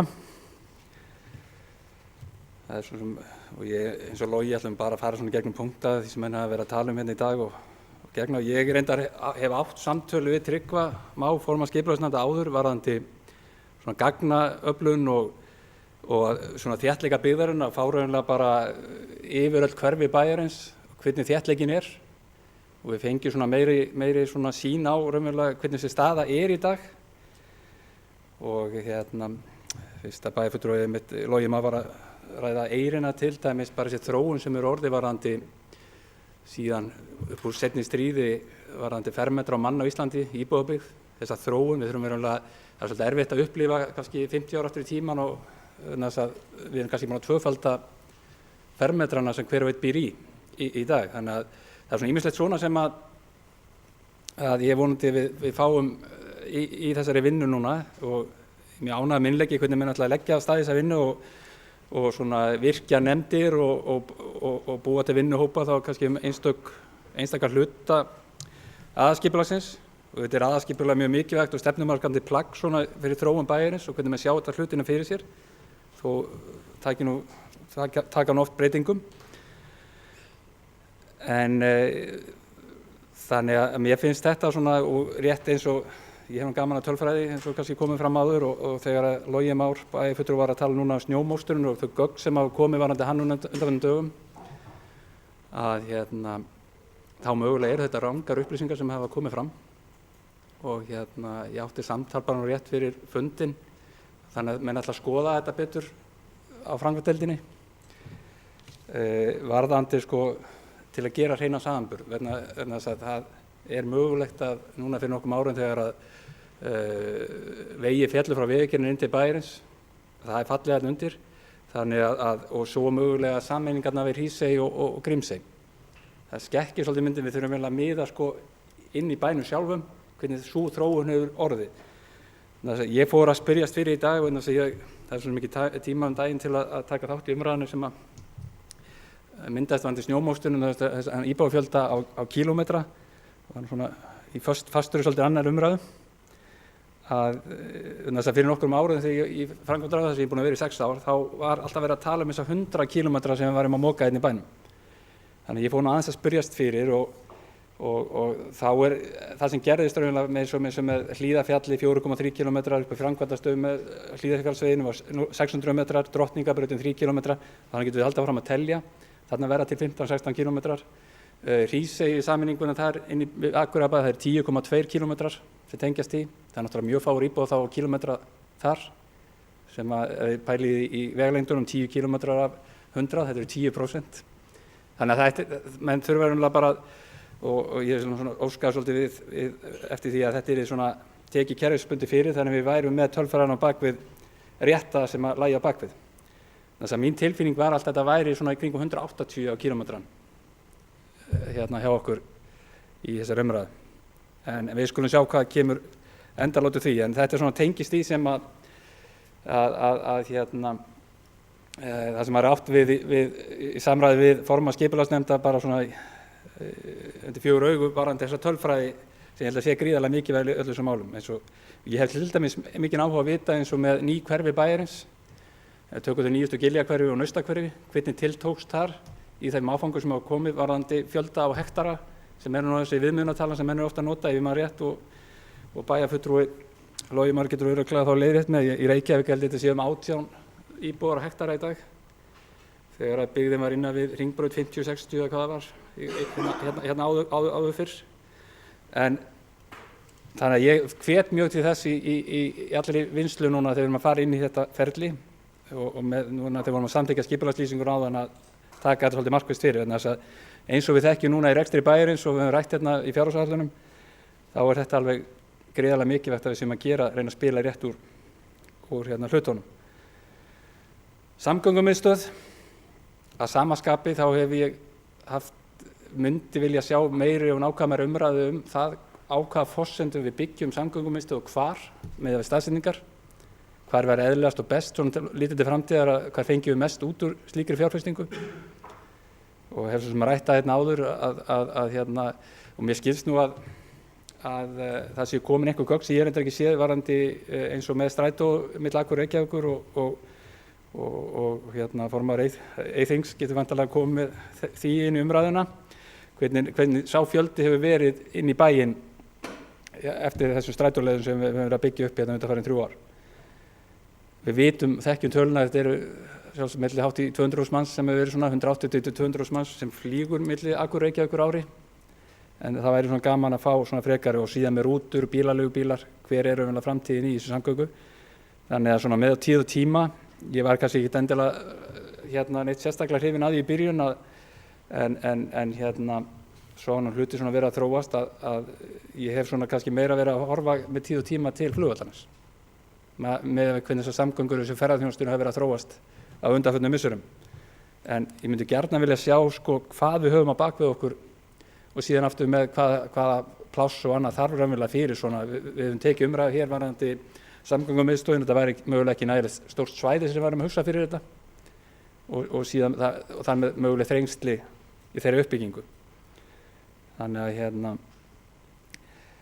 varðandi Tangan og Oddeyrina og athafnasvæði sem sagt, atvinnulífið þá austast á Tanganum, hafnsæknastarfsemi og þann iðnað sem þar er að hvort að hafi á vegum bæjarins verið talið sama hversu mörg störf á þessu svæði í dag og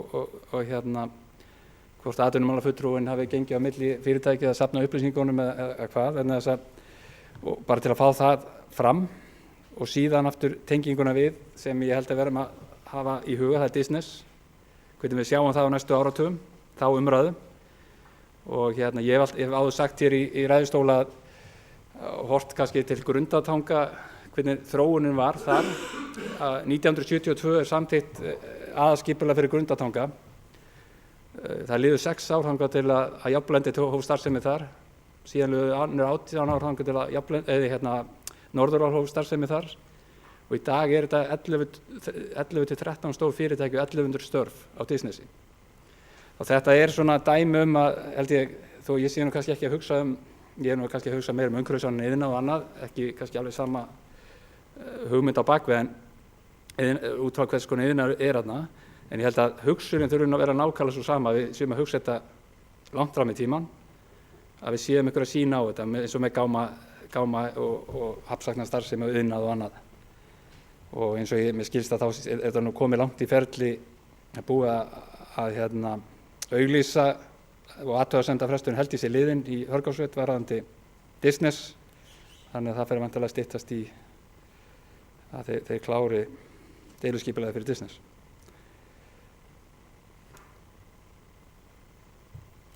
Ég vil ekki varðandi sem ég verið ofta aðrið og ekki endilega í þessu samhengi, heldur bara almennt þegar maður er að tala um samgöngumál og annað og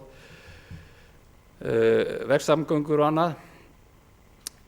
Í mínum huga þá er oft notað þetta orð hraðbraut í einhverjum skilningi. Það er ekki skilgreindar hraðbrautir til á Íslandi í dag eins og við skiljum þetta svona í Evrópu og Bandaríkjunum, hvernig hraðbrautir eru. Þannig að fyrir mér Glerárgöt þetta ekki hraðbraut, frekari Þingvallastræti eða Drottningarbraut eða hvað það er. Þetta er 50 km gata. Bara svo að það sé sagt fyrst að koma þetta fram á það.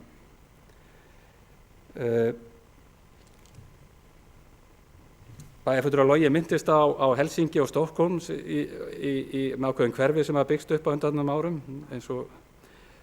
og ég sá hérna, þetta rifjaðist upp fyrir þó nokkrum árum, þá sá maður þátt dragur við Kastrup-flugvöll sem hafi þá fengið einhver verðlaun annað fyrir skemmtilegheit og svona þétta byggð og annað. Þannig að það er til víða svona fordæmi fyrir og það var svona svolítið koncept sem geti eins og litið eins og maður sá þetta þar í þeim þætti varðandi Oddeyrina. Það er sjálfsagt að fara að líta til þess aftur hvernig Danirnir voru að hugsa þetta þar. En það er auðvitað víða hægt að finna eitthvað skemmtilegt sem hefur gerst.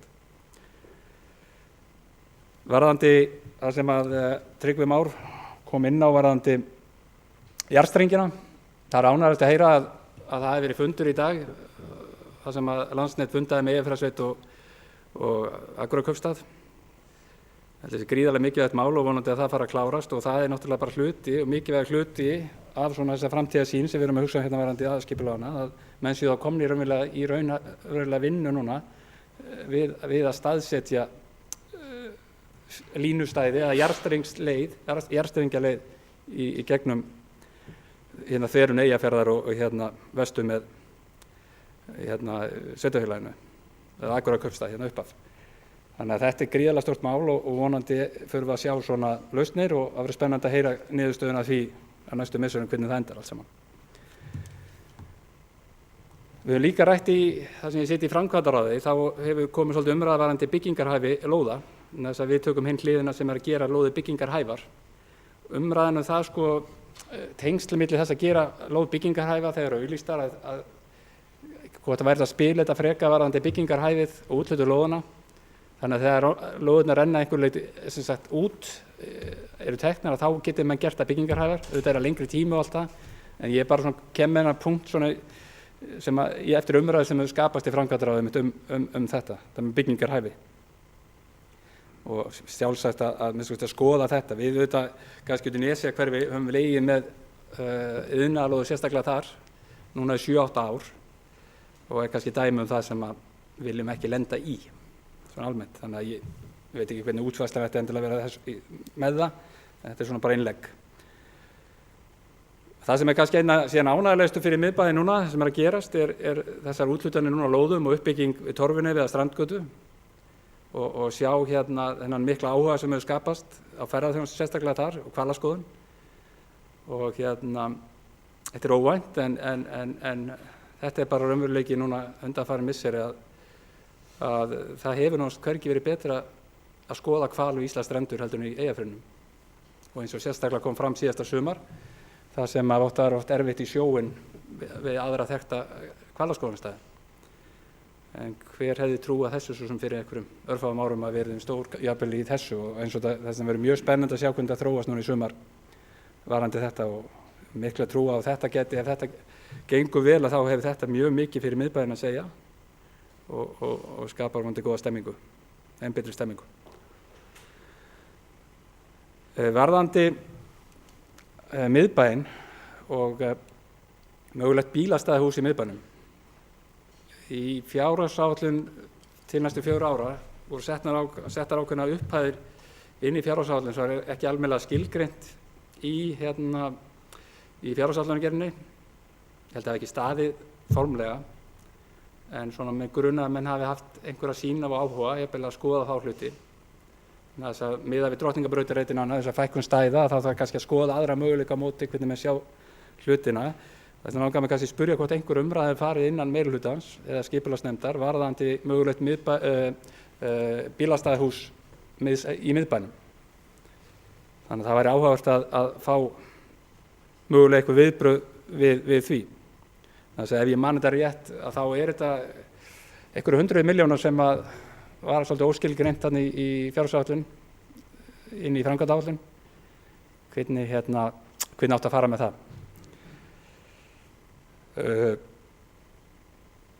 nú held ég að þetta hljóti nú að fara að vera nokkuð veginn komið, þessi punktar.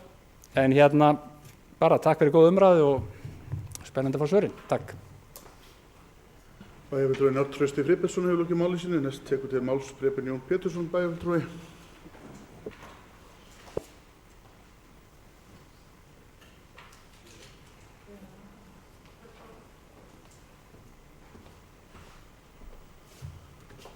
Forseti og ágætu bæjarfulltrúar. Ég nú byrja að þakka formanni skipulagsnefndar fyrir góða ræðu og ætla bara að taka undir hrós annara bæjarfulltrúa með það að ég hef ekki orðið vitni öðru en þessi nefnd hafi unnið bara allir miklum heilindum. Nú mig langar að hrósa fyrirhugari uppbyggingu á Torfanesbryggju og smábátahöfninni og þar. Það er verulega skemmtilegt held ég hverfi. Nú ég svo sem ekkert gríðalt vit á skipulagsmálum. Ég veit svo sem bara hvernig mér líður innan bæinn minn. Ekkert frekar ég hef mikið vit á hvernig ég móka snjó þó ég veit alveg hvernig ég myndi vilja alltaf gera það. Eins og 95% af bæjarbúum. Nú, það sem svona helst nefna, það ég hef nú ákveðna efasemdir þessar breytingar á drottningarreitnum. Varðandi bílastæðahúsið og bílastæði kjallarann undir hótelinu. Ég veit að þetta hefur margrætt og þetta viðkvæmt mál og nú ég ætla ekki að vera með neinar ásakanir í því en mér finnst svona pínlítið vera eins og sé vera að gefa einhvern afslátt á því þannig að menn geti fara að byrja að byggja því við viljum koma ykkur ákveðna uppbyggingu. Ég man eftir því að síðasta kjörtímabil þá vildu menn fara af stað með byggja ákveðin turn bak við Bakpakkes, hótelturn þar og það var nokkuð freistandi. Við vorum í kreppu, rífum þetta í gang. Sem betur fer þá gerðum við það ekki. Nú til langs tíma og það hefur komið fram hérna í ræðum margra bæjarfulltrúa að það svona ákveðið sjarmi í því að við einum hverfi þar sem bíllinn pínlítið falinn. Það sem hann settur í annað og þriðja sæti. Og það hefur nú ekki tekist mjög vel á Akureyri. Fyrst sem þú sérð þegar þú keyrir í gegnum Akureyri eru gríðarlega stór bílastæði. Og til langs tíma við erum að horfa aðalskipulag til 12 ára. Ég hef þá tilfinningu svona, og þetta tilfinningulega rök. Skal algjörlega viðurkenna það, en þau eru svo sem ekkert verið en mörg önnur rök. Að eftir 50 ár þá munum við segja af hverju var ekki sett bílastæðahús þarna undir. Okkur liggur ekki það mikið á að reisa þetta hótel, okkur Akureyringum, það getur varla skipt máli hvort það byrjaði að byggja eftir ár eða eftir 5 ár. Bara við gerum þetta rétt og eins og við viljum hafa það. Því við erum að búa til ákveðna leikmynd líka, ákveðna tilfinningu þegar við erum að labba hverfið. Stækkun á þessu, ég hef svo mikið séð útfærsluna á stærð á hótelinu, hvernig það kemur til með að líta út 150 herbergja hótel þarna. En ég veit að það var mjög mikið tekist á þetta á síðasta kjörtímabili. En sitt sýnist hverjum í því. Mér langaði að spyrja varðandi svokallaða krónulóð sem við hefum með hérna við Glerárgötuna og Tryggvabraut, hornið þar. Einhvern veginn finnst mér við verum hérna með frábæra lóð sem búið að halda okkur í gíslingu. Ég veit ekki alveg hvernig þetta mál stendur. Krónan ætlar hugsanlega að byggja hérna eitthvað. Ég vona þess að það er með rétt mál. Hefur það eitthvað komið til tals að innleysa þessa lóð til bæjarins og jafnvel ef það frekar hótelbyggingu þar á frábæru stað þegar þú kemur inn í bæinn. Það má vera hátt. Það má vera 200 herbergja. Það getur verið stórt glæsileg bygging þegar þú kemur inn. Sjálfsögum með bílakjallara. Og ég held að flestir þeir sem hafi nú verið unnið við Glerárgötuna, húsin þar, þeir hefðu allir óskað sér þess að það hefði verið settur bílakjallari þar undir. en ég ætla ekki að fullyrða það, ég hef aldrei unnið þar. Ég hef bara reynt að sækja þjónustu þangað og gengur alltaf erfiðlega að fá bílastæði.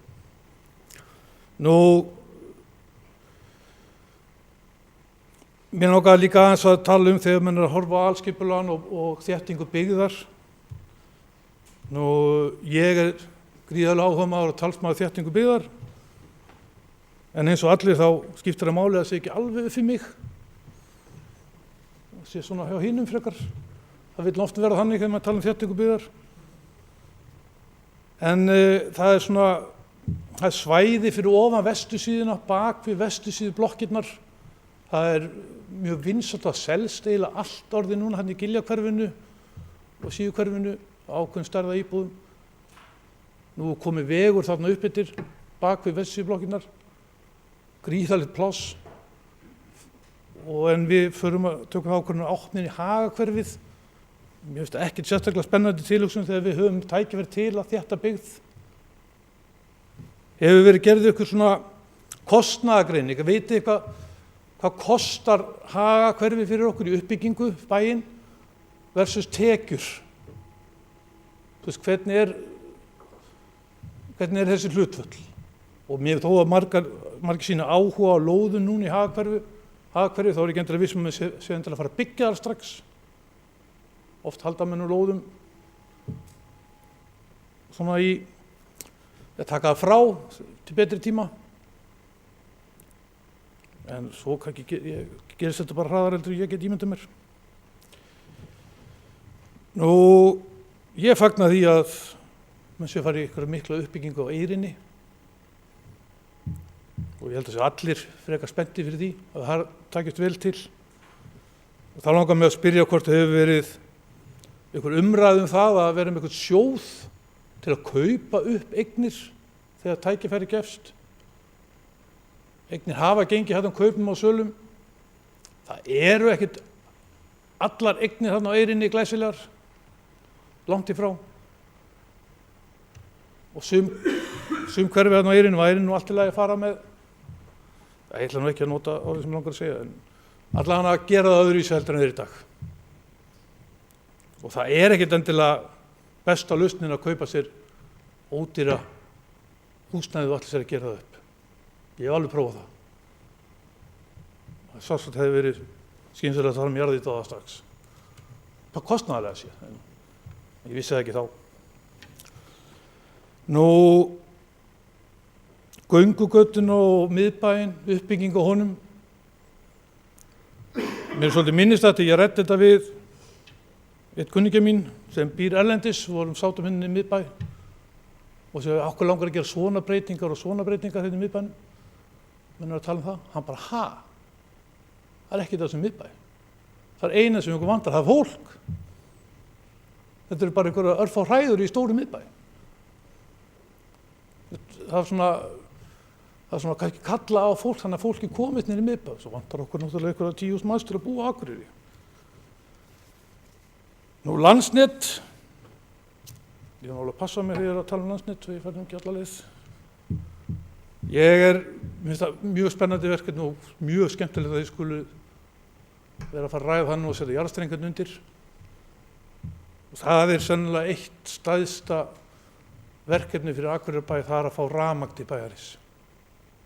Það verður engin uppbygging, raunveruleg uppbygging hérna ef fyrirtæki get ekki stungið í samband. Við getum verið með alls konar skipulag, skemmtilega hugmyndir. Ef fyrirtækin geta ekki stungið í samband, þá gerist lítið. Disnes, ég er sammála Njáli Trausta að svona með hafnsækna starfsemi hér í bænum að svona að flýta Disnes umræðin og koma henni í gang sem fyrst, þá mun þessi hafnsækna starfsemi sem er í bænum mun færast út á Disnes, hugsanlega Slippurinn og fleira sem hraðar uppbyggingu á Eyrinni. En annars þakka ég bara fyrir mig og takk fyrir góða ræðu. Preben Jón Pétursson, bæjarfulltrúi, lokið máli sínu. Næst tekur til máls Sigurjón Jóhannesson, bæjarfulltrúi.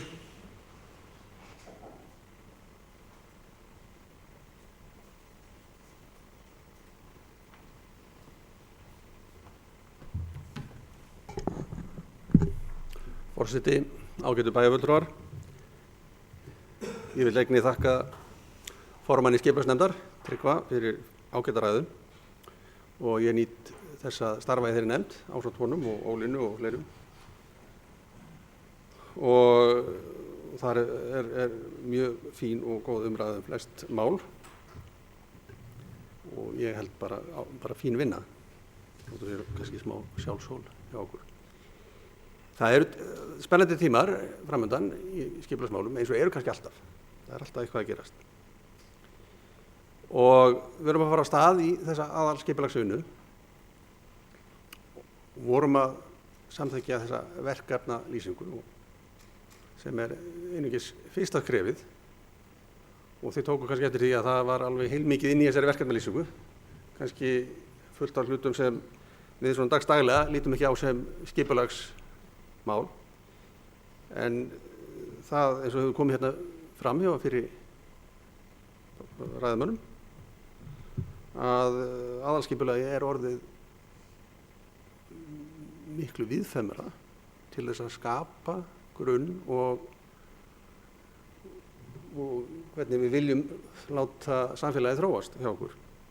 Og þar byggjum við náttúrulega á ýmsum stefnum og samþykktum sem eru gerðar á í öðrum nefndum og hjá deildum bæjarins og slíkt. En það þarf að taka tillit til þessara allar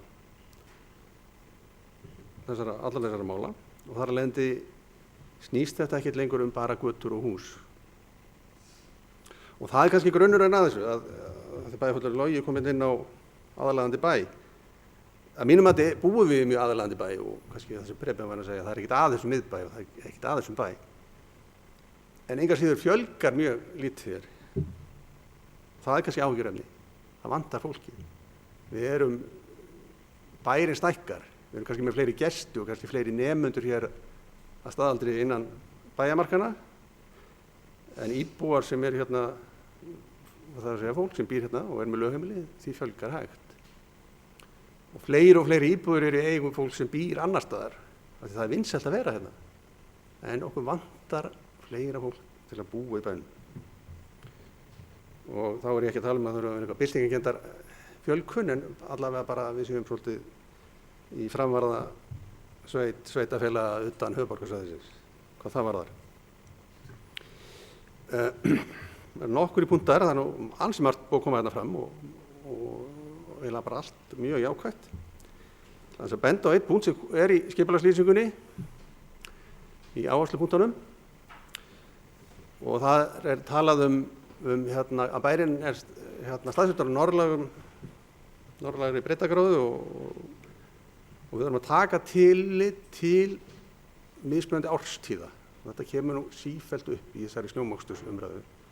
En það er ekki bara það er ýmislegt annað. Við þurfum svolítið við þurfum bara að minna okkur á það þegar við erum að vinna skipulagsmálum að gera ekki skipulagi bara út frá sumrinu og eins og hefur kannski komið fram í opinberri umræðu að það er alltaf fólk á stuttarmavolum á öllum myndum. Við verðum að taka til þess að þetta er vetrarbær, stærsta hluta ársins. Og þetta kom náttúrulega fram í umræðu hér miðbæjarskipulagi fyrir nokkur árum þegar var verið að reyna að búa til ása í austur-vestur fyrir gönguleiðir í staðinn fyrir norður-suður eins og vistgatan í Hafnarstræti snýr og að það næðir oft ansi mikið þegar er norðlæga átt. Þannig að það má gera ýmislegt í þessu og það er eins með trjágróðri og skjólbeltum og hérna með svona græna trefli hérna í kringum bæinn og annað. Við erum að búa til bara betri lífsskilyrði fyrir okkur.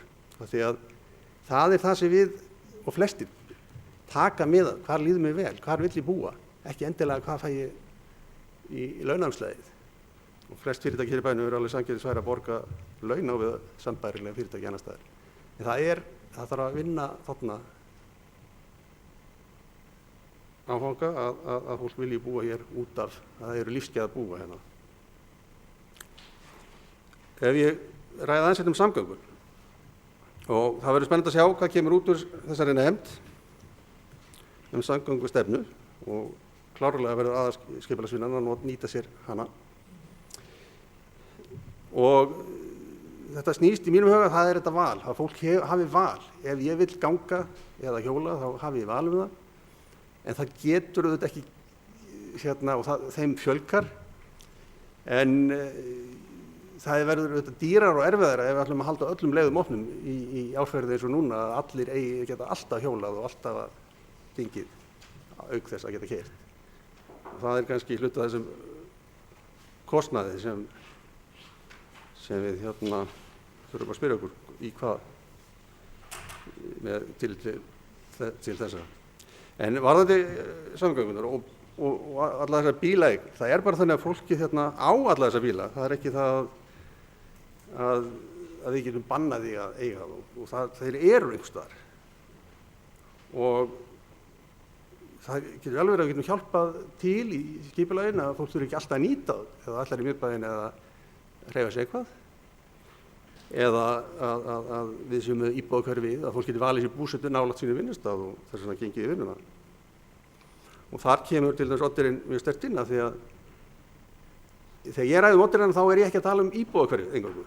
Ég er að tala um landsvæði sem þessi eyri mótast af sjónum og gleráni, og í kringum þetta litla íbúðahverfi það er örugglega fjölmennasta vinnusvæði í bænum, niður á Höfn, í kringum Furuvellina og Hvannavellina og Gleragötuna og Tryggvabrautina. Og auk þess að við erum náttúrulega á þessu svæði með mjög vannýtt svæði eins og Keldahverfið, og eins niður á Hafnarsvæði, þar eru auð svæði sem hafa alltaf verið auð. Það eru heilu fótboltavellinir, orðað þannig, auðir. En auðvitað verðum við að horfa til framtíðar og það þarf að vera rými fyrir fyrirtæki að vaxa og dafna á þessu svæði, og við viljum ekki þrengja of mikið að þeim ágætu fyrirtækjum sem eru starfandi á svæðinu. En það er ýmis starfsemi sem getur ágætlega að fara með íbúðabyggð, og ég held að það sé spennandi kostur, eins og Tryggvi var að tala um hérna í Furu og Hvannavöllunum, að það gæti orðið aukning á íbúðum, og jafnvel þá í Keldahverfi ef við þróum það á næstu árum eða áratugum. Aðeins varðandi aftur með bíllausa lífstílinn og samgöngunar, en það eru líka svæði, mér dettur í huga eins og háskólasvæði. Þar er rými, og þar held ég að hafi verið gert ráð fyrir hugsanlegum stúdentaíbúðum inn á svæðinu í eldra skipulagi eða allavega möguleika, og þar er alveg upplagt til dæmis að stefna að byggingu stúdentaíbúða sem gefi þá fólki sem er í námi kost á því að geta farið sína ferða dagstæðilega gangandi, ekki að þurfa að vera með bifreið.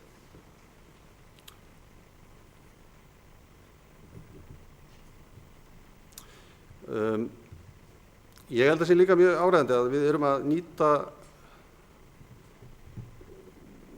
íbúana sem mest til þess að veita okkur umsagnir og koma með tillögur, og við erum með ágætis hverfanefndir í flestum hverfum bæjarins sem við eigum að biðja umsagnir til þess að fá fram umsagnir. Fólk er ofta seint að senda inn athugasemdir umsagnir ef það er eitt og sér, en þarna er fólk sem hefur verið kjörið af samborgurum sínum á fundi allavega, og það er allavega þó vel hægt til þess að hafa skoðanir á sínu nærumhverfi og bænum sínum.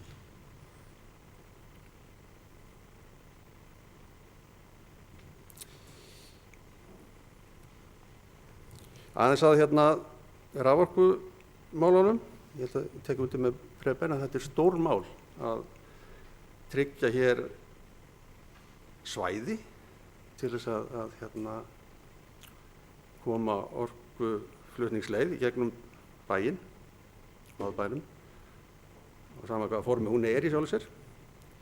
En það er líka eitt af því sem er að huga að það eru aðrar línur hér sem munu líklegast fara í jörðu á næstu árum og áratugum, eins og dreifilínur Rariks og Landsnet sem eru á lægri spennum, og við þurfum að marka þeim svæði einnig. Og það er náttúrulega kostur og gallar við þetta allt. Þetta svona jarðstrengir þurfa rými sem við nýtum ekki undir annað meðan.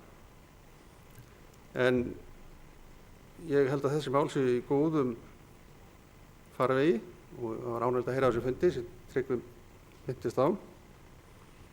Og mér skilst að sú vinna haldi áfram á næstu vikum.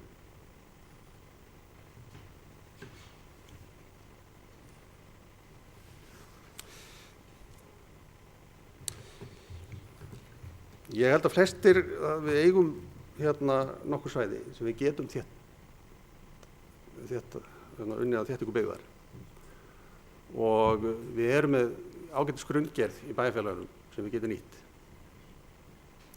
Sem nýtist á betur ef við náum að þétta byggðina. Ég náttúrulega bjó ekki hérna fyrir 1970. Þannig að ég skynji ekki þessa miklu, annað en bara Oddeyri sem mjög nálægt miðbænum, allavega að því býðar og ég geng oft í miðbæn. En auðvitað er þetta umferðargata og sem er hættuleg sérstaklega börnum að komast yfir.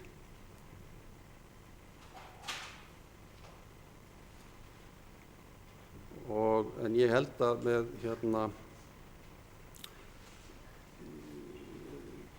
að við séum bara góðri leið með að fá góða lausnir varðandi Oddeyrina og það svæði og ég held að við munum sjá það á næstu misserum. Ég held ég hafi nú náð að klára þessa punkta sem ég var með og þakka fyrir. Sigurjón Jóhannesson, bæjarfulltrúi, í lokin máli sínu. Ég ætla að biðja Guðmund Baldur Guðmundsson, bæjarfulltrúa, að taka við stjórn fundarins sem andsvarsforseti og gefa mér orðið.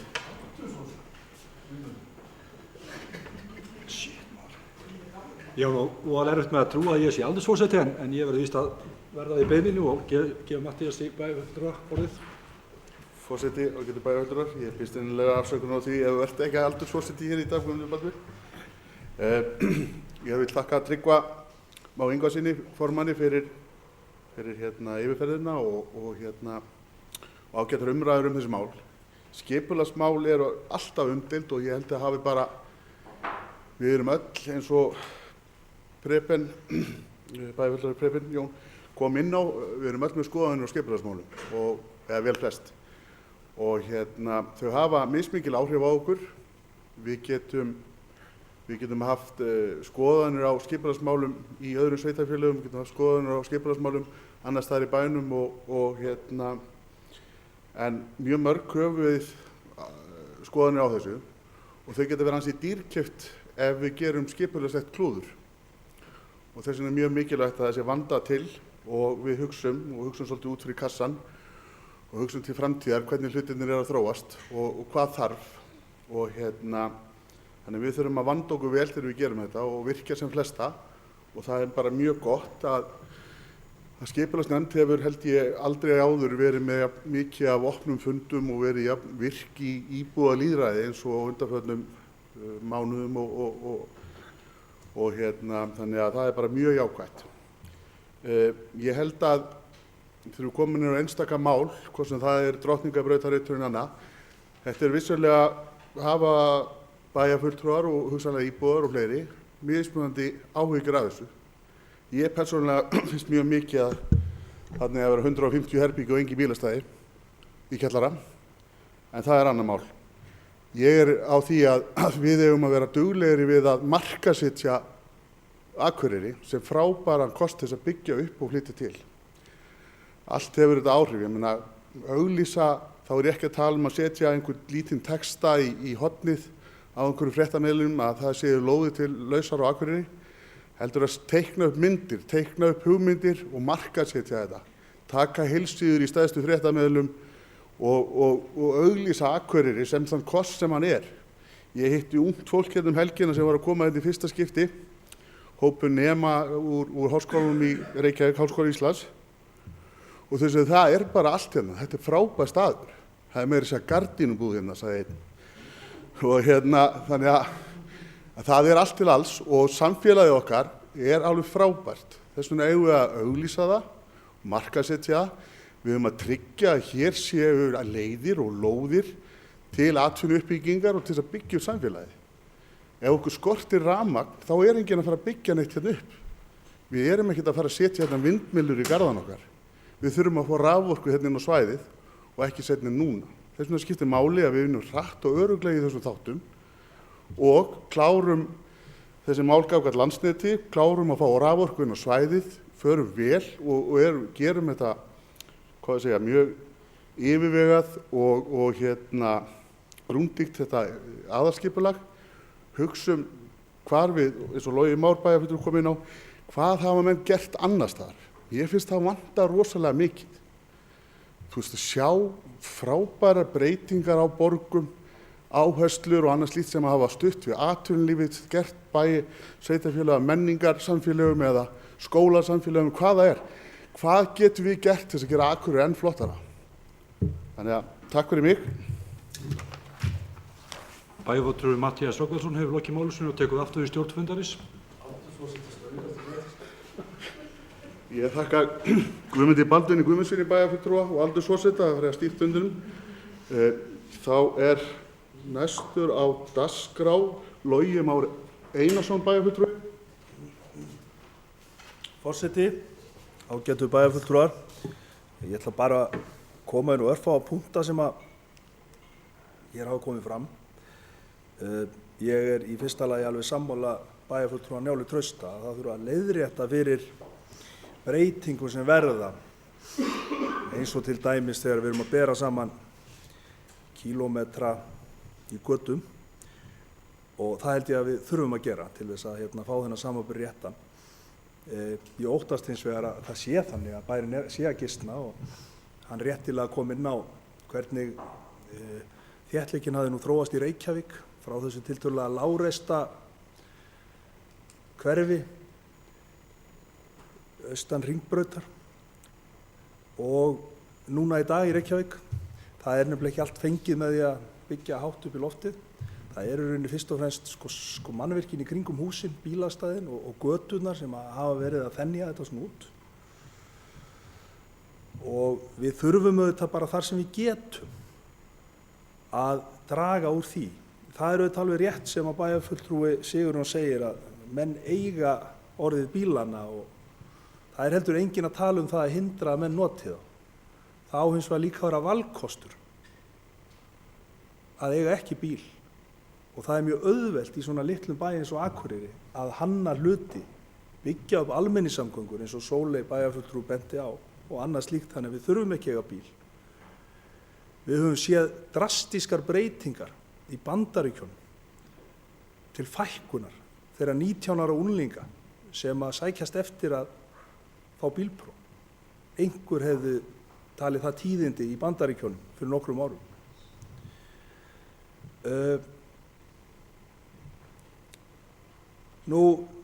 Ég las grein í Morgunblaðinu í gær, það sem var að segja frá því af öllum umhverfisþáttum, þá stafaði okkur mest hætta af loftmengun. Og sú loftmengun hún mætti nánast eingöngu rekja til bílaumferðar og kannski að einhverju leyti skipa í höfnum. Hvoru tveggja höfum við nú í ríkum mæli hér á Akureyri. Og ef við yfirfærum tölurnar sem að voru áætlaðar sem ótímabær mannsföll á ári á Íslandi, 100 manns, þá má reikna með því að á Akureyri séu hugsanlega það bil 5 sem að deyja ótímabærum dauða vegna loftmengunar. Það er ágætt að setja þetta í samhengi núna við salt, sandburð og snjómokstusumræðuna. Og ég er býsna hræddur að ef það yrðu 5 banaslys í umferðin á næstu ári, þá myndu menn nú kannski gera eitthvað til þess að sporna við. Þannig að auðvitað er ekki kannski svona einfalt að yfirfæra þessar tölur, en þetta er allavega vísbending það, vegna þess að loftrykið svífur væntanlega hér eins og annars staðar og ekki síður kannski. Eitthvað hef ég nú kannski verið ónákvæmur þegar ég nefndi Glerárgötuna hraðbraut. Það var auðvitað ekki meiningin, heldur að ég var að lýsa henni sem götu sem verið hannuð með hraðbrautarsniði.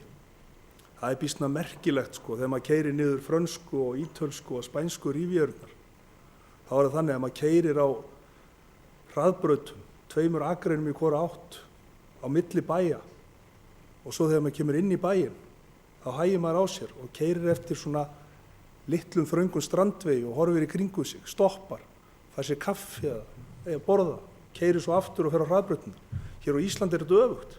Þú keyrir eftir þröngum vegi frá Akureyri til Reykjavíkur og svo þú kemur inn í bæinn þá hérna tvöfaldast allt. Það er eitthvað skakt við þetta. Það sem ég meinti var að gatan, hún hefur einkenni götu sem að ber meira en 50 km hraða. Enda þarf enginn að segja með það að ef menn myndu mæla meðalhraða á Glerárgötunni milli Olístöðvarinnar og Sjallands að það væri svona algengasti akstursraðin 50. Við erum líka að tala 2 mestu slysahot bæjarins. Þannig að hraðbraut er þetta auðvitað ekki, en gata sem eru hönnuð til að bera miklu meira en hún þarf að bera og hraðar.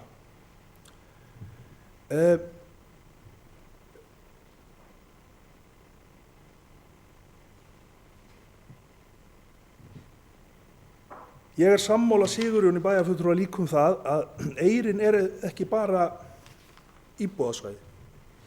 Eyrin er stórt atvinnusvæði og verður það næstu áratugina og við eigum ekki að þrengja þannig að menn sjá sig þvingaða til að fara. Við getum hins vegar eins og bæjarfulltrúi Njáll kom inn á, við getum liðkað fyrir með því að byggja upp hugsanlega í Disneysi annars staðar.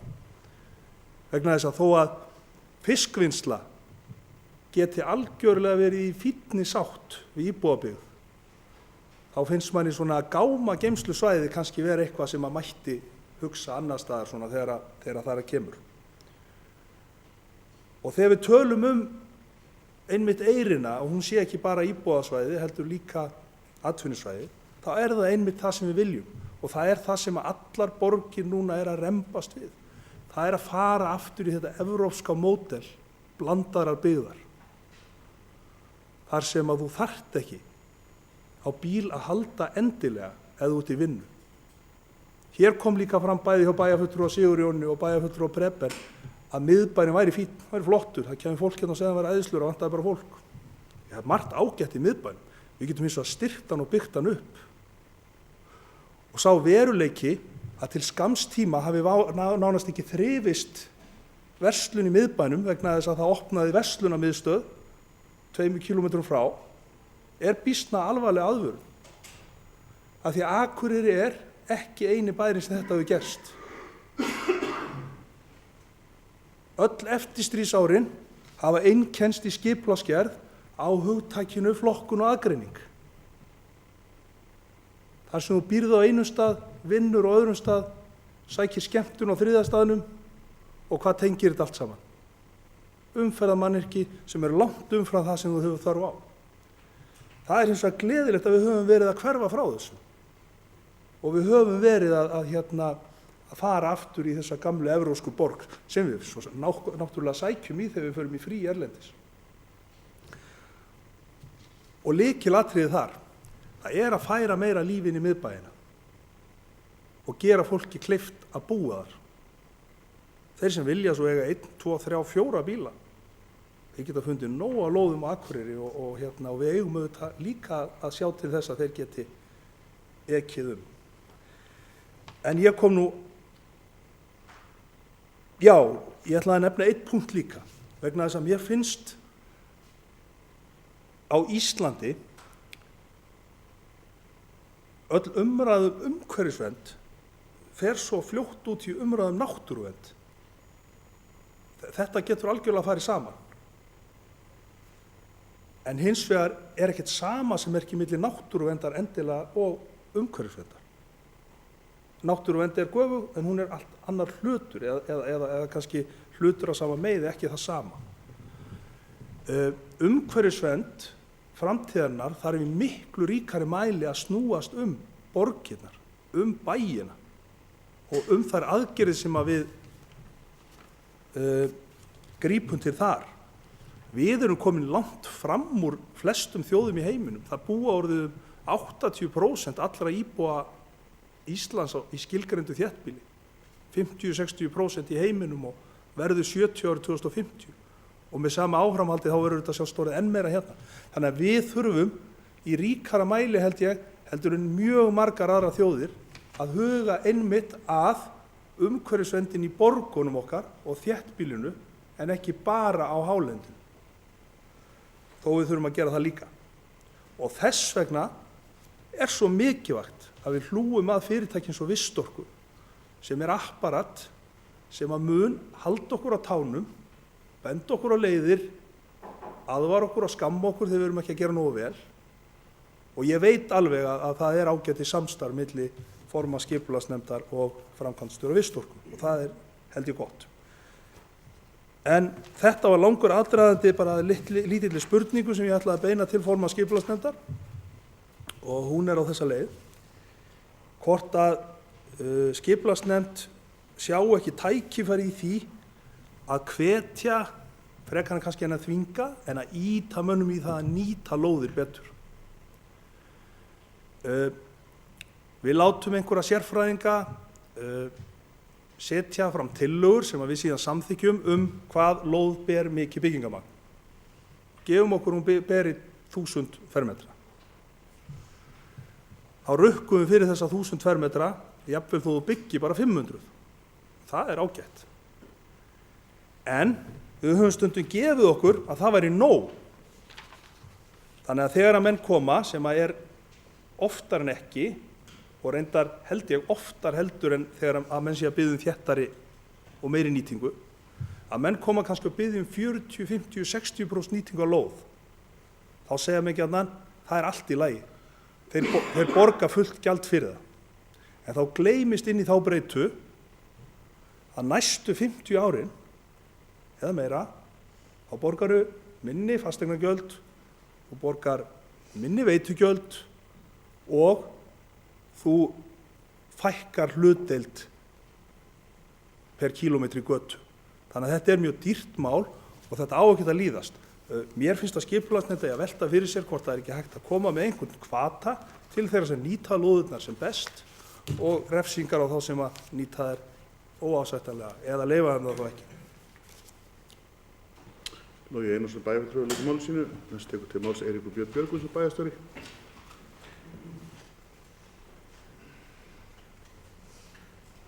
Forseti og ágætu bæjarfulltrúar. Ég ætla nú að byrja á því að þakka fyrir umræðuna. Ég ekki vanur að koma upp undir umræðum skýrslur eða stefnumál en hérna bara mér langaði að hnykkja á hlutum sem ég fannst að vanta inn í umræðuna. Það svona að hnykkja á þessu með aðalskipulagsvinnuna sem framundan. Það gríðarlega mikilvægt að íbúar og þeir sem að í rauninni hafa áhuga á skipulagsmálum á Akureyri. Það ekkert síður að kalla eftir skoðunum annarra sem ekki búa endilega í sveitarfélaginu á aðalskipulagsvinnunni hjá okkur. Og það alveg gríðarlega mikilvægt að fólk taki þátt því að eftir því sem við fáum betri upplýsingar og meiri umræður, því betra verður skipulagið að mínu mati. Það mín reynsla hafandi unnið að aðalskipulagi í öðru sveitarfélagi. Og við ekki gleyma því að aðalskipulag ekki bara einhverjar teikningar á blaði, því að aðalskipulagið stefnumörkun sveitarfélagsins. Það mikill texti í aðalskipulaginu. Hún framtíðarsýn okkar íbúana til þess hvernig við sjáum okkar samfélag, ekki bara eins og sé með strikum á blaði heldur hvernig við viljum sjá mannlífið í sveitarfélaginu. Þannig þetta skipulag mannlíf og á það eigum við að sjálfsögðu reyna að hafa áhrif. Þannig ég skora fólk að taka þátt og vera virkt í umræðu aðalskipulagsvinnuna. Og ég held ég geti fullyrt að skipulagsferli, það í rauninni ekkert til lýðræðislegra heldur en skipulagsferli, það sem að okkur ber í rauninni að bregðast við viðbrögðum sem koma og svara og þetta mjög formlegt og mikilvægt ferli sem framundan. Ég vildi bara nefna þetta. Það var aðeins komið inn á Háskólann á Akureyri hér áðan, bæjarfulltrúi Sigurjón minntist á háskólann og og reyndar aðeins komið hér fram áður. En mér langar bara að hnykkja á þessu með það að háskólinn er samfélag hérna á Akureyri og háskólinn er að vinna í stefnumörkun sinni, þannig að innlegg háskólans inn í aðalskipulagið og öfugt, ekki síður að áhrif okkar á stefnumörkun háskólans hefur gríðarlega mikið að segja um það hvernig við viljum sjá framtíðina fyrir okkur varðandi ekki bara svæðið sjálft, heldur það hvernig íbúar eða sem sagt hluti okkar íbúar sem að stunda það nám og þeir sem sækja hingað nám, hvernig þeir geta nýtt sér okkar samfélag og okkar uppbyggingu og hvernig við tengjum þetta við aðra byggð hérna í bænum. Ég verð, fyrst ég komin þetta upp aðeins að því að var verið að tala um Glerárgötuna, að segja frá því að í dag, fyrir en í gær, það var að renna svolítið saman hjá mér dagarnir, þá kom hér til mín faðir sem að afhendi mér undirskriftalista íbúa af Eyrinni, einmitt vegna þess að hann og íbúar á Eyrinni hafa miklar áhyggjur af einmitt tengslum Eyrarinnar við miðbæinn, en hann þorir ekki orðið að senda börnin sín sjálf eða ein á bókasafnið og það er miður því hann lýsti því fyrir mér og það kemur reyndar ágætlega fram í þessum undirskriftalista sem að verður afhentur skipulagsnefnd að ökumenn á Glerárgötunni þeir einfaldlega taka ekki tillit hvorki til gangbrautarljósana hérna á Glerárgötunni. Mér finnst það mikið áhyggjuefni. Ég hef ekki gert mig grein fyrir þessu fyrir en hann fór að lýsa þessu fyrir mér. En það er mjög algengt að það sé ekið hér gegn rauðu ljósi á gangbrautarljósum yfir Glerárgötuna. Og þetta er eitthvað sem við þurfum að sjálfsögða að hlusta og taka tillit til og velta þá líka fyrir okkur hvernig við getum leyst þessi mál þá með betri hætti.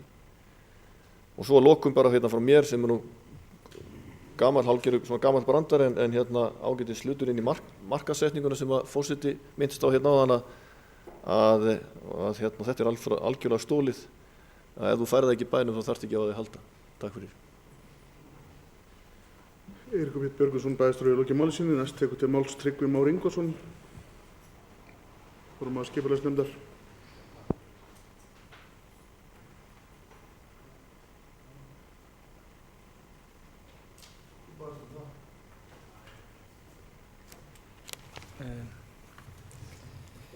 Forseti, ágæti bæjarfulltrúar.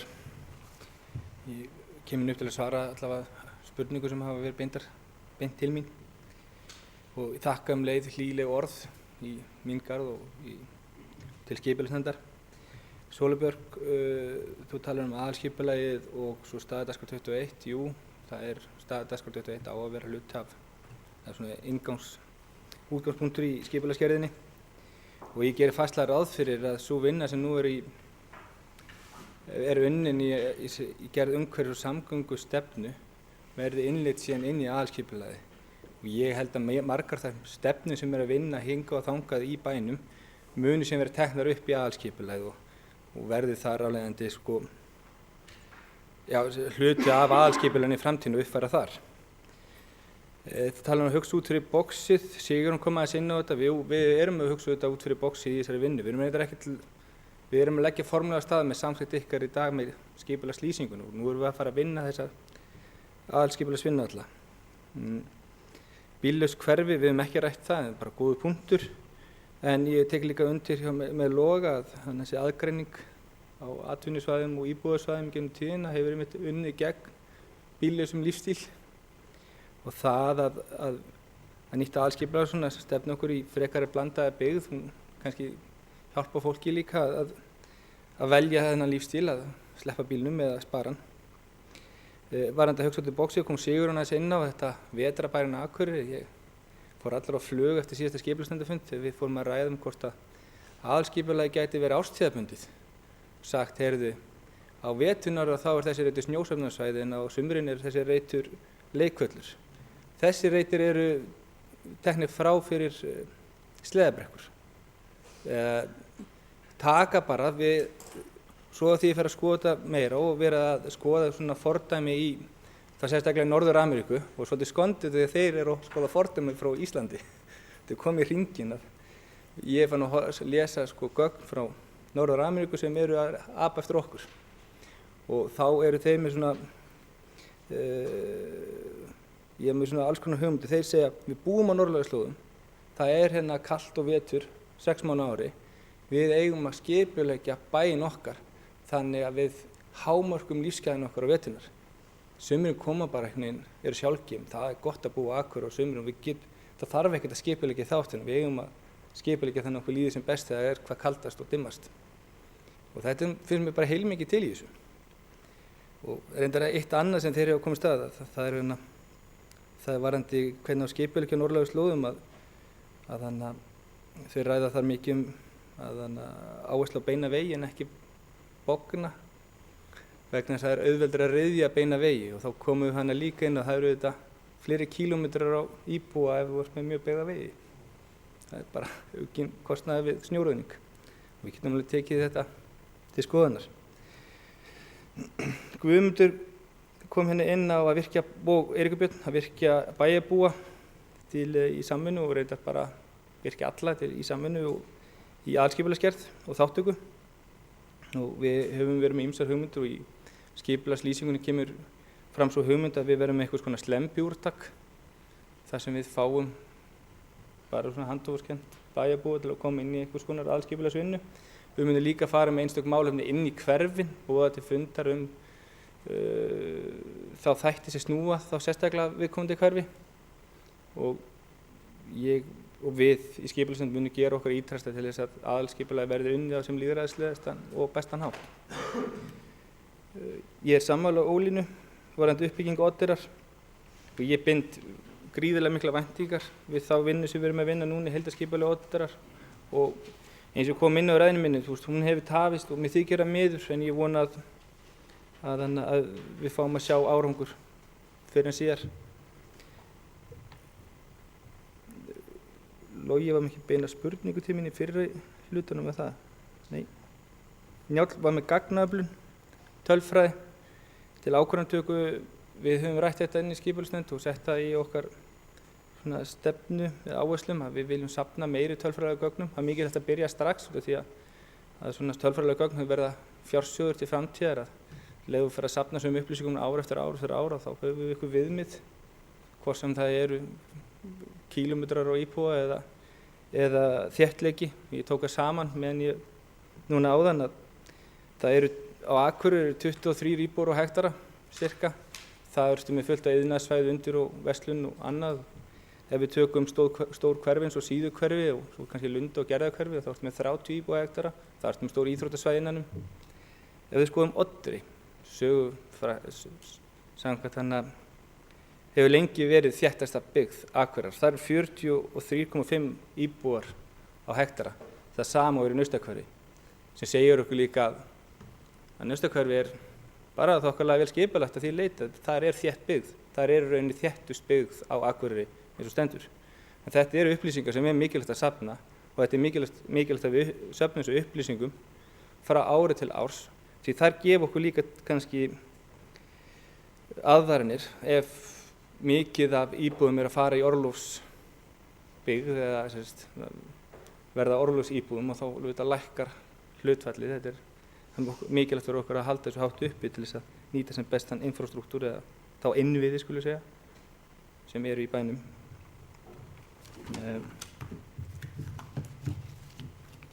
Preben varðandi krónulóðuna þá á Akureyrar bara ekki lóðuna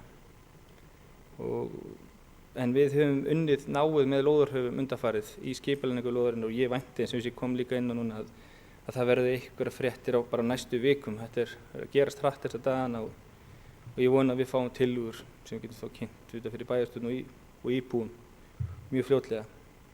Varðandi kostnaðargreiningu hagkerfis, nú breytum við verklagi á þessu kjörtímabili, nú kostnaðargreinum við skipulag og hagkerfi er rauninni fyrsta hverfið sem svona fer inn í þetta módel. Við meira að segja við endurskoðun gatnagerðargjalda þá miðum við kostnaðarmat hagkerfis þannig við kæmum út á pari að við fáum jafn mikla tekjur í gatnagerðargjöld eins og þá kostar okkur að gera lóðir byggingahæfar í hagkerfi og lóðir greiðast við úthlutun þó þannig að fólk taki lóðir og ætla að spara sér þetta seinni tíma þá fáum við peninginn strax og ef þeir skila lóðina þá þurfum við að greiða tilbaka en við fáum samt tekjuna strax ef fólk er að hamstra með þessum hætti.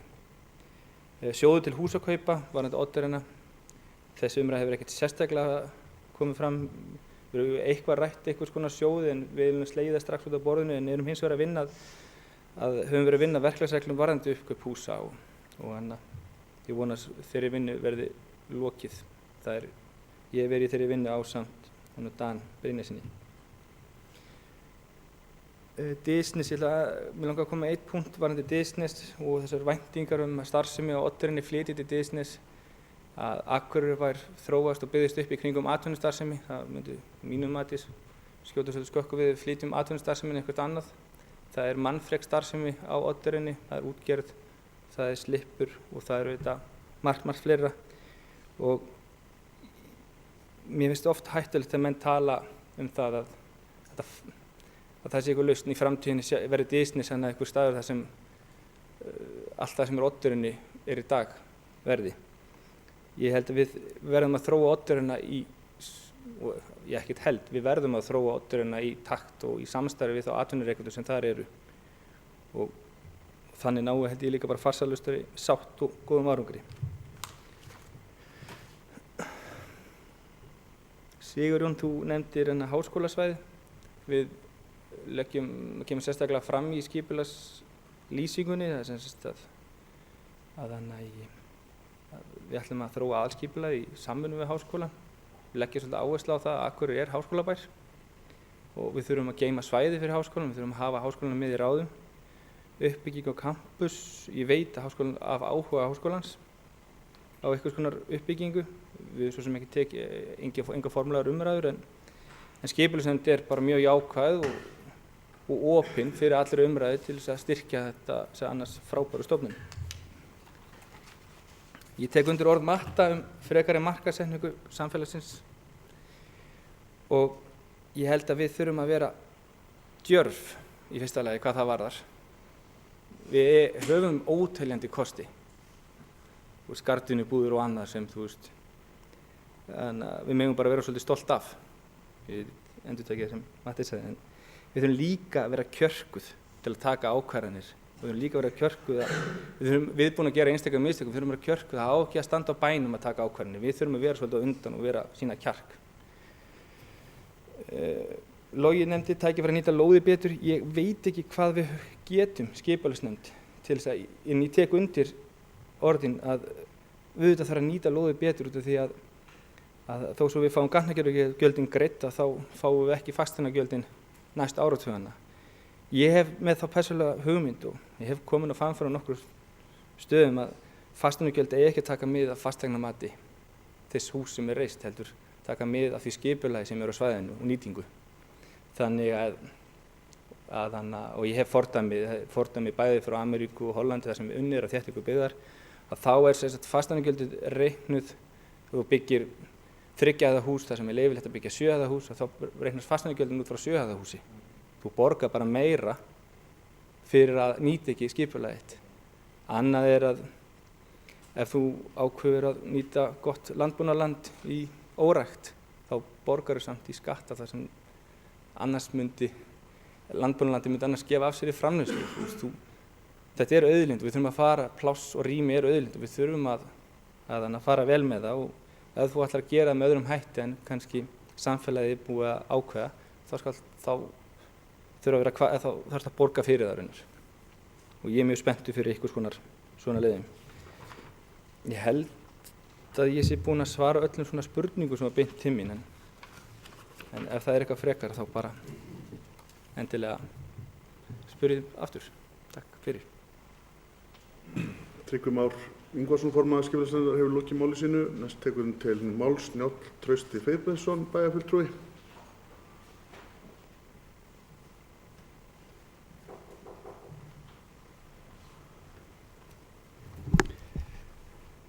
Forseti, ágætu bæjarfulltrúar.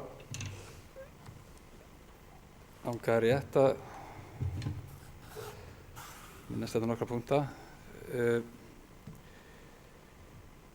og fínt að bara ítreka mikilvægi eins og með græna trefilin að það verkefni verið haldið áfram, tala fyrir því og ég held að sé gríðarlega mikilvægt mál og líka fyrir framtíða búsetu í bænum og þegar mann hugsa skipulag og annað, varðandi veðurfar og þetta hefur áhrif á hitastigið í kringum okkur og annað, að vera með skjólið og allt það sem að komi því nú frá sér, bæjarfulltrúi Sigurður minntist á það.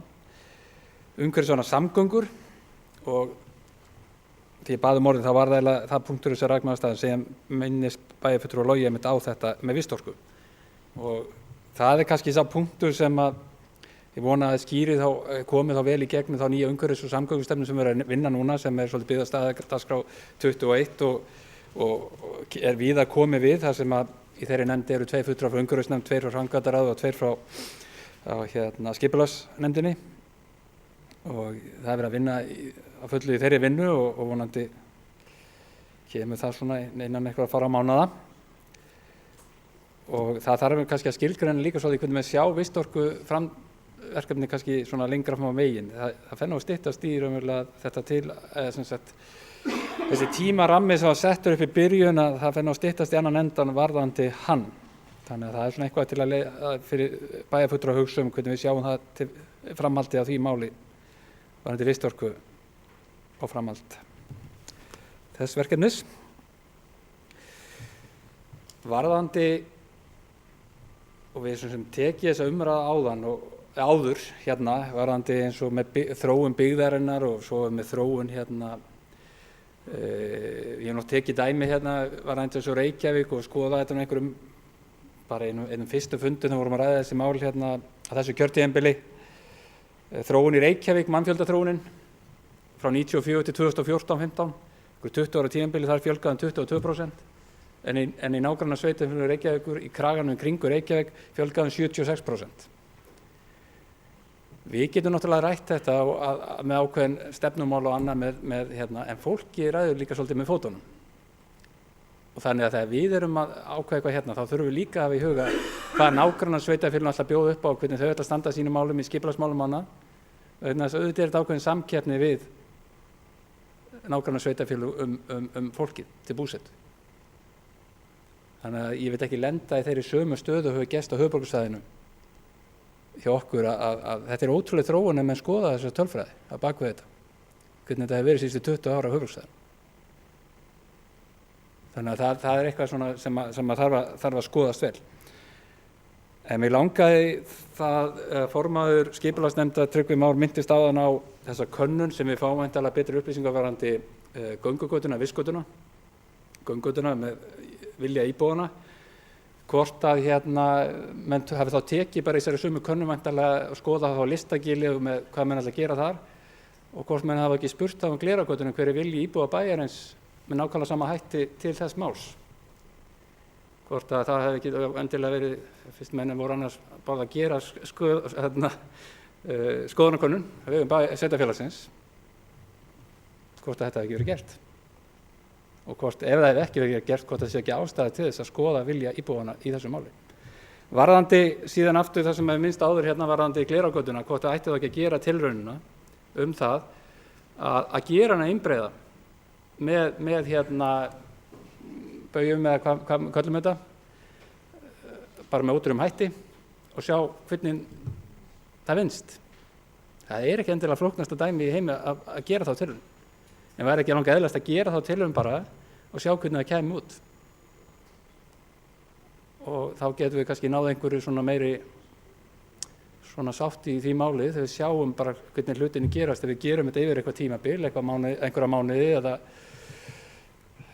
eða misseri og þá fáum við bara niðurstöðuna. Annars verður að fá bara vilja fram hjá íbúum bæjarins í gegnum skoðanakönnun, nákvæmlega það hætti eins og vistgötuna eða göngutuna og gera þessa tilraun og sjá hvernig það þróast. Þannig að ég myndi vilja fá það frá formanni skipulagsnefndar og meirihlutana hvort að það sé ekki bara mjög eðlilegt að prófa þetta tvennt.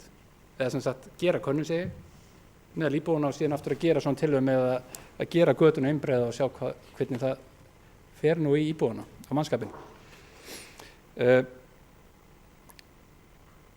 Ég er nákvæmlega mjög gott þetta með beina og bogna vegi og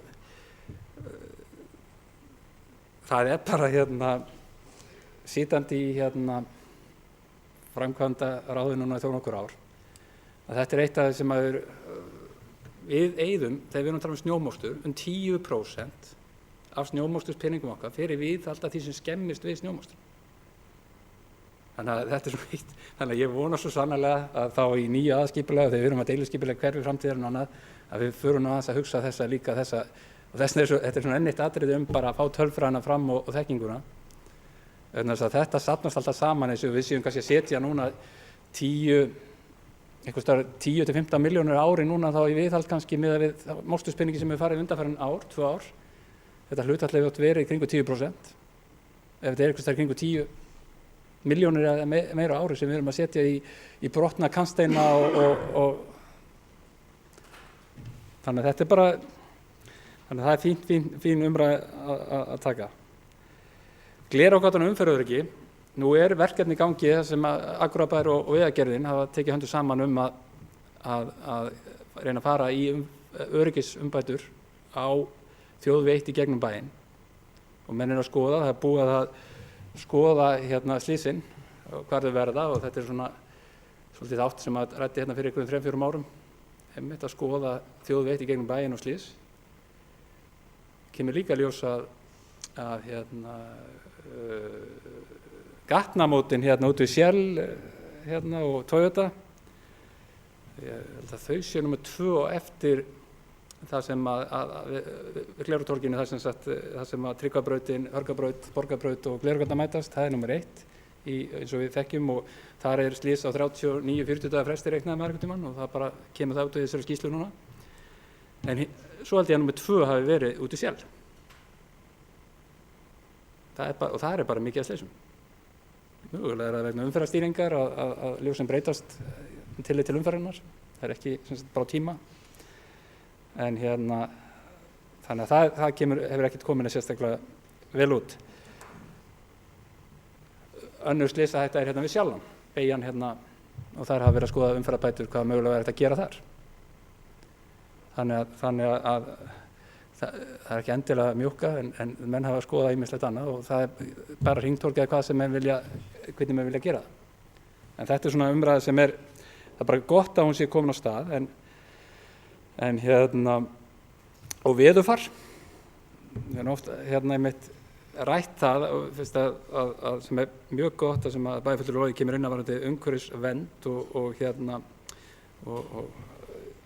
veðurfar Akureyri þannig að þetta skapar oft bara að loftgæða okkar dettur svolítið niður vegna það vill bara svo til að það er mikið logn hérna og þegar það er kannski ákveðna aðstæður að vetrarlagi með hitakvörfum yfir bænum annað þá safnast mikið undir af mengandi efnum og ryki. Þannig að það er bara áfínt að hafa þetta í huga. En svo náttúrulega bara umhverfisvænar samgöngur. Og við erum byrjað að taka ákveðin skref og þess vegna vistorka mikilvægt í því ferli. Við höfum bara að halda áfram þar. En við höfum alltaf að gera þetta í sátt við allt og alla sko.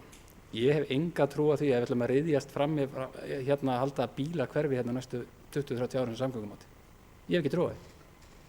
Og ekki við það veðurfar sem við búum. Það var ekkert falleg myndin sjá í gær í netheimum að hjólreiðamaður á Suðurlandsveginum með 30-40 bíla fyrir aftan sig á 30 km hraða upp á einhverju heiði. Það er ekki þannig að hjólreiðar munu sigra heiminn í öllu samgöngum.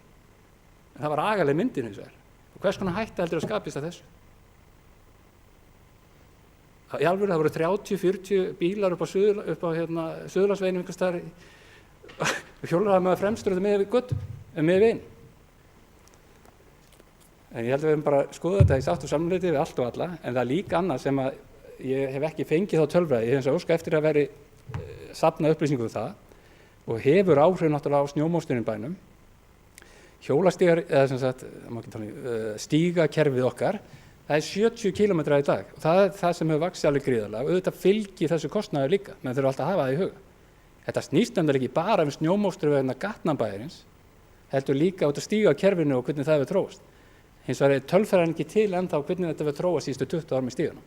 En ég óska eftir að það verði tekið saman. Það er nefnilega rosalega margt sem kemur að snjómokstrinum í tölfræðinu sem það er að safna saman upplýsingunum, hvernig þetta er staðið að þessum málum. Þetta er ekkert alltaf voðalega einfaldur leikur. hvernig það er. En fyrst og fremst að við áhuga með þetta með glerárgötuna, könnum með bæjarbúa og að gera þessa tilraun að einfalda hana með þessum hætti sem það mögulega eins og miðbæjar skipulagi gerir ráð fyrir að sé staðið að þessu og sjá síðan þá bara hvað gerist og hvernig sáttum verður það. Takk. Njáll Trausti Friðbertsson, bæjarfulltrúi, lokið máli sínu. Næst tekur til máls Sóley Björk Stefánsdóttir, bæjarfulltrúi.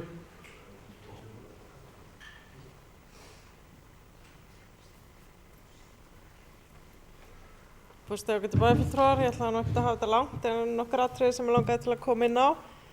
Ég tek alveg af öllu hjarta undir með bæjarfulltrúan Njáli Trausta að við ætlum bara að gera tilraun með að loka Glerárgötunni. Ég ætla nú ekki að segja með snjóruningi, með datt á hún í hug, en með kannski blómakerjum og taka síðan íbúakönnun af því að þá hefur fólk prufað bæði og mér finnst mjög mikilvægt að fólk prufi áður en það segir hvor kosturinn því finnst betra. Þannig að mér finnst það bara endilega það sem við eigum að gera. Varðandi nágranna sveitarfélögin þá fór ég að hugsa kannski annan vinkil á því sem eru raforkuflutningar sem var nú reyndar að koma hérna inn á líka vegna þess að auðvitað er mikilvægt að það sé raforka í boði hérna. Ég veit nú ekki betur en að Fallorka sé að skoða vindmyllugarða hérna í nágranninu. Mér finnst það sem er svo erfitt í þessu er að Akureyri sé einhvern veginn teflt fram, eða svona, því ekki teflt fram, umræðan verður svona eins og það sé verið að reyna að fá okkur Akureyringa til þess að vera í andstöðu við nágrannasveitarfélög okkar, þar sem er andstæða við línulagnir. Og auðvitað er bara alltaf rosalega einmitt auðvelt að hafa skoðun á skipulagsmálum annarra sveitarfélaga. En ég meina málin er bara eins flóknari það og þessi umræða línu og orku hingað inn í sveitarfélagi, hún hefur verið á mjög hæpnum forsendum sem að standast oft ekki skoðun og í miklum skotgröfum og það er bara dálítið óþolandi. Það til dæmis að stundum hefur maður sagt að það er ekki hægt að stinga pylsuvagn í sambandi á Akureyri. Það er bara svo mikið kjaftaði. Síðan er verið að blóta því að það sé verið að skerða orku til fyrirtækja sem að kaupa skerðanlega orku. Og ég veit ekki kannski aðeins að afvegaleiða umræðuna, en mér finnst þetta bara, við verðum að reyna að tala eins staðreyndirnar og eins og ég segi, það er bara auðvelt að hafa skoðanir á málefnum annarra sveitarfélaga. Og mér finnst bara ekki að við Akureyringar eigum að láta svona etja okkur í þann slag og við eigum að skoða því að mér finnst að mínum viti hefur ekkert komið almennilega fram í þeirri umræðu og umræðu sem fer fram út allt. Hvað þarf mikið af orku til þess að sé hægt að gera hvað hérna?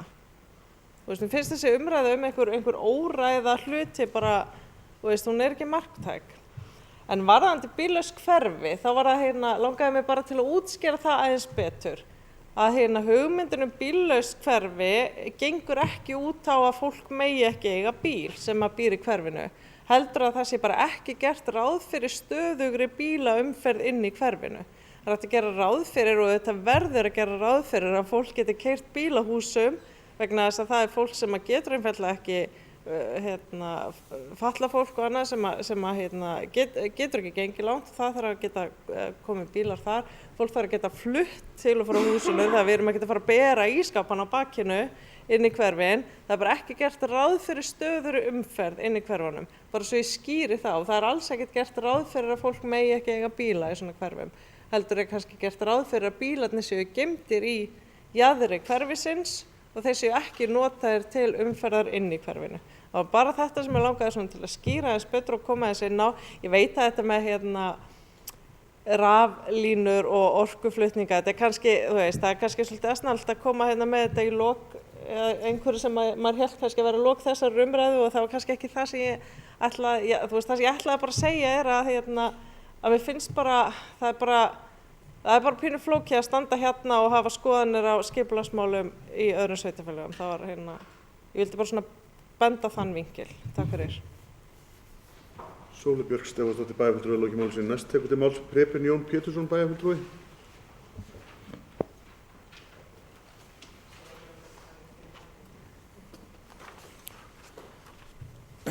Forseti ágætu bæjarfulltrúar. Það var kannski heppilegt að kemja hérna beint upp eftir Sóley. Þegar við vorum að tala rafmagnsnotkunina og skipulag bæjarins og annað. Og menn tala þessi kjaftæði að menn geti ekki stungið pylsuvagn í samband. Ég nú kannski ekki að tala pylsuvagn. En ég get algjörlega fullyrt það að þetta raunverulegt vandamál. Það eru hérna nokkra fyrirtæki á Akureyri sem hafa þurft að kynda upp orkunotkun sína með olíu og til þess að geta haldið framleiðsluna áfram. Skert raforka, hún var á tímabili í boði fyrir fyrirtæki út á landi. Hún kom á móts við aukinn flutningskostnað, hún kom á móts við alls konar öðruvísi kostnað, þetta var svona uppbyggingaratriði til dreifða byggðar, það er búið að fella þetta niður. Það eru örfá fyrirtæki sem uppfylla þessi skilyrði og við það þegar þessu var breytt og menn fengu 300% hækkun á rafmagni hjá sér, þá voru fyrirtækinu sannarlega á Akureyri sem fluttu starfsemina sína til Reykjavíkur. Þeir fengu ekki bætt þennan kostnað, flutningskostnað. Og í dag getur ekki stór fyrirtæki sett í samband. Tökum til að Bekramal hefur sótt stækkun, kannski viljum við ekkert þeir fara í stækkun. Það er svo alltaf umræða. En atvinnustarfsemi, til þess að sé blóma, þá þarf hún rafmagn. Og menn umræðan hefur verið að flytja rafmagn til Englands, en okkur tekst ekki að flytja það til Akureyrar. Það finnst mér döpur staða sem við erum í og þetta snýst svona kannski einhvern veginn skipulagsmál við öðrum sveitarfélögum. Ég hef ekkert sérstaklega mikla skoðun á skipulags með öðrum sveitarfélögum. Þetta er kannski landsmál sem ekki hægt að taka inn á Alþingi og þeim bara klárið, svona verður þetta. Noregur gerði það, þetta verður svona, þeir tóku skipulagsvaldið af sveitarfélögunum varðandi rafstrengina. Dani gerði það líka, því þetta aftræði uppbyggingu í London. Hvað svona ákveðin svona lína sem var lögð. Þetta tók ekki algjörlega valdið af hvar lægi, en hún skildi verið í jörð. Noregi þá skildi hún verið ómajarðar. En ég ætla ekki að fara til þessu umræðu, en við getum gert það seinna. Nú, hún var skemmtileg umræðan Glerárgötu, hún tekin líka í kosningabaráttunni á sínum tíma og var umferðarmagn Glerárgötu. Og þegar við erum talað umferðarmagn á Akureyri og annað, þá fékk ég starfar upplýsingar, menn að tala tölfræði að það að mesta umferðarmagnum einhver ein gatnamót, þau ná ekki umferðarmagnunum Álfheima og Langholtsveg. Það er svona krossgatnamót, einföld gata og það eru mun meiri umferð heldur en mestu umferðargatnamótum á Akureyri. Og ég man valla eftir því að hafa þurft að bíða heil ljós til að komast yfir gatnamót. Þannig að ég held að þrenging Glerárgötu munur ekki skapa neinn sérstaklega umferðarteppur á Akureyri þó að það sé gaman að prófa það. Og við höfum sannlega tækifæri til þess. En það svona vakti mig svolítið umhugsunar umræðan hjá þessi athugasemd sem kom frá foreldrinir á Eyri var þetta að senda börnin yfir Glerárgötu. Ég hef sjálfur orðið vitni að því að stoppa fyrir gangandi umferð yfir gangbraut og það kemur bíll á fleygiferð hinum með mig. Þetta er náttúrulega gríðarlega hætta að vera með gangbraut þar sem eru tvær akreinar í sömu áttina. Það hafi verið gerð held ég tilraun með ágætismóti hérna upp Þingvallastrætið, þar sem menn hafa tekið hana saman fyrir fram að gangbrautirnar til að minnka þessa hættu. Ég veit ekki hvort það sé eitthvað betra. En einhvers staðar heyrði ég hugmynd, ég held að ekki fyrir mér komin heldur annars staðar, að ef menn ætlaði að fara ykkur á framkvæmdi við Glerárgötu og svona hugum tengingu Eyrannar við bæinn aftur, að hvort það mætti ekki huga því að setja Glerárgötuna einfaldlega bara í stokk undir milli Eiðsvallar og Akureyrarvallar.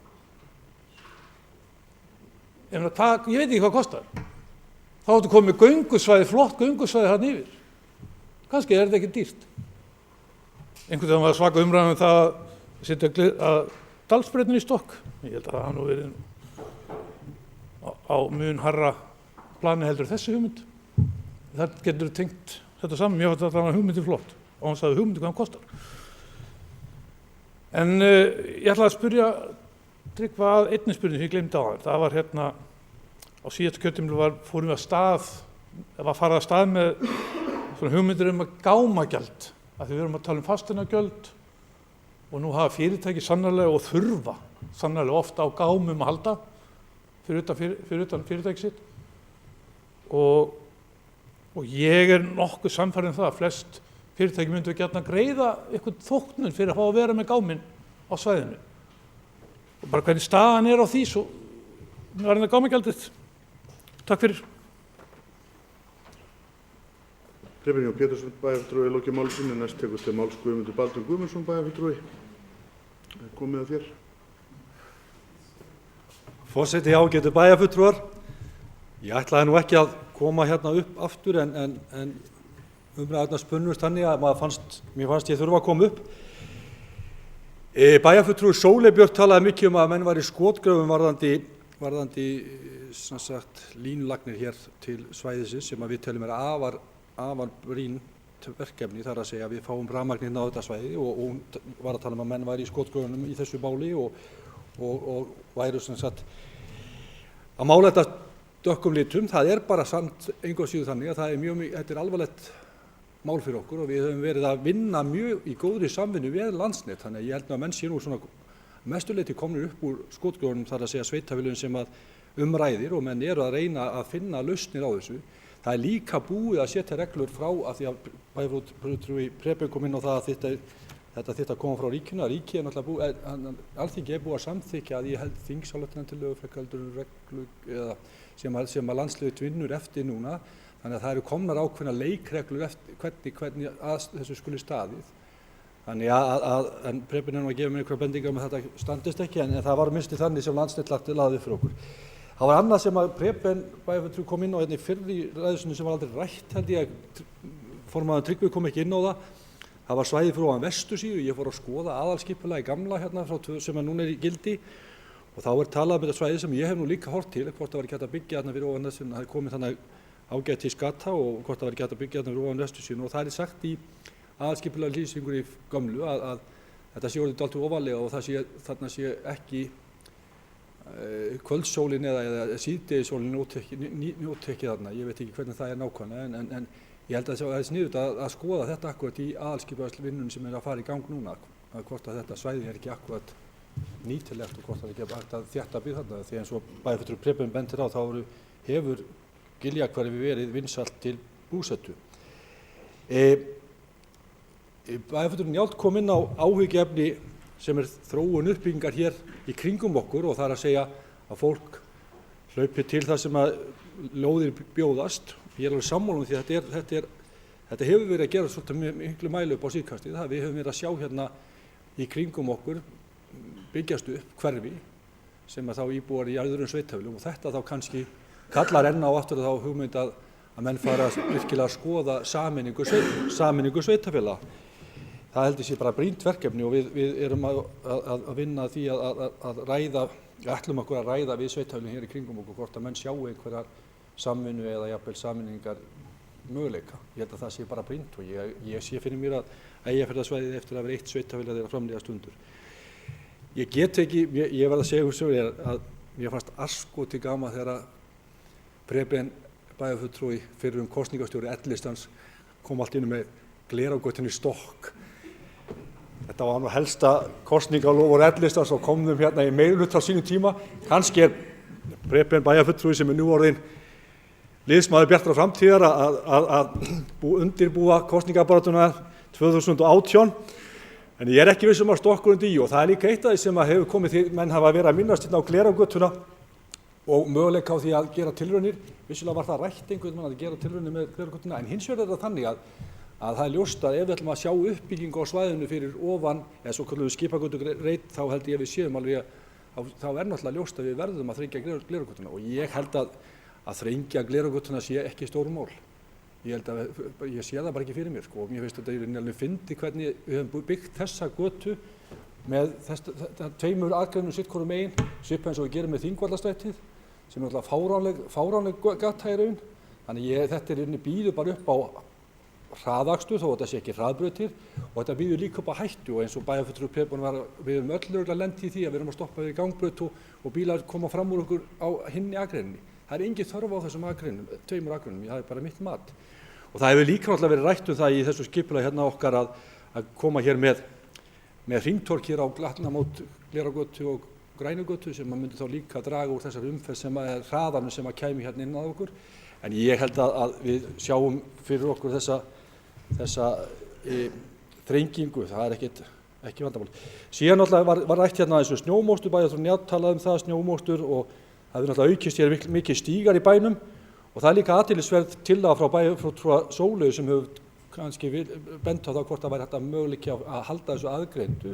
Þannig að við værum í raun að fylgjast með hvað stígarnir kosta okkur og hvað göturnar kosta okkur í snjómókstri. Ég held að það sé bara mjög þarft að gera það, þannig að við séum átt okkur á því hvor liðinu kostar vegna þess að nú er þetta bara í einni púlíu, þannig ég held að það sé eitthvað sem við ættum að skoða. Og af því að ég hef nú einu sinni lent í árekstri, 2 svar. Svo ég segi alveg satt frá. Annað skipti var akkúrat á gatnamóti sem að bæjarfulltrúinn Njáll benti á, það var Shell við Shell þarna, það er þegar maður kemur inn í bæinn og ég skil ekki og mér fannst til að ég hefði viljað sjá hringtorg þar. Þess að jafnvel þó að séu ljós þarna þá eru menn að koma inn í bæinn, menn eru bara þegar þú ert búin að keyra milli Akureyrar og Reykjavíkur á 90 km hraða, kemur inn í bæinn, þú ert einhvern veginn ekki búin að ná þér niður. Þú ert ennþá í huganum að keyra dálítið greitt og ég held að menn hefðu bara átt að hafa hringtorg á sínum tíma. Svo það hefur leyst það mál. En ég ætla ekki að fara að orðlengja þetta lengur. Eða jafnvel bara setja í stokk, svo sem er þá hreinu.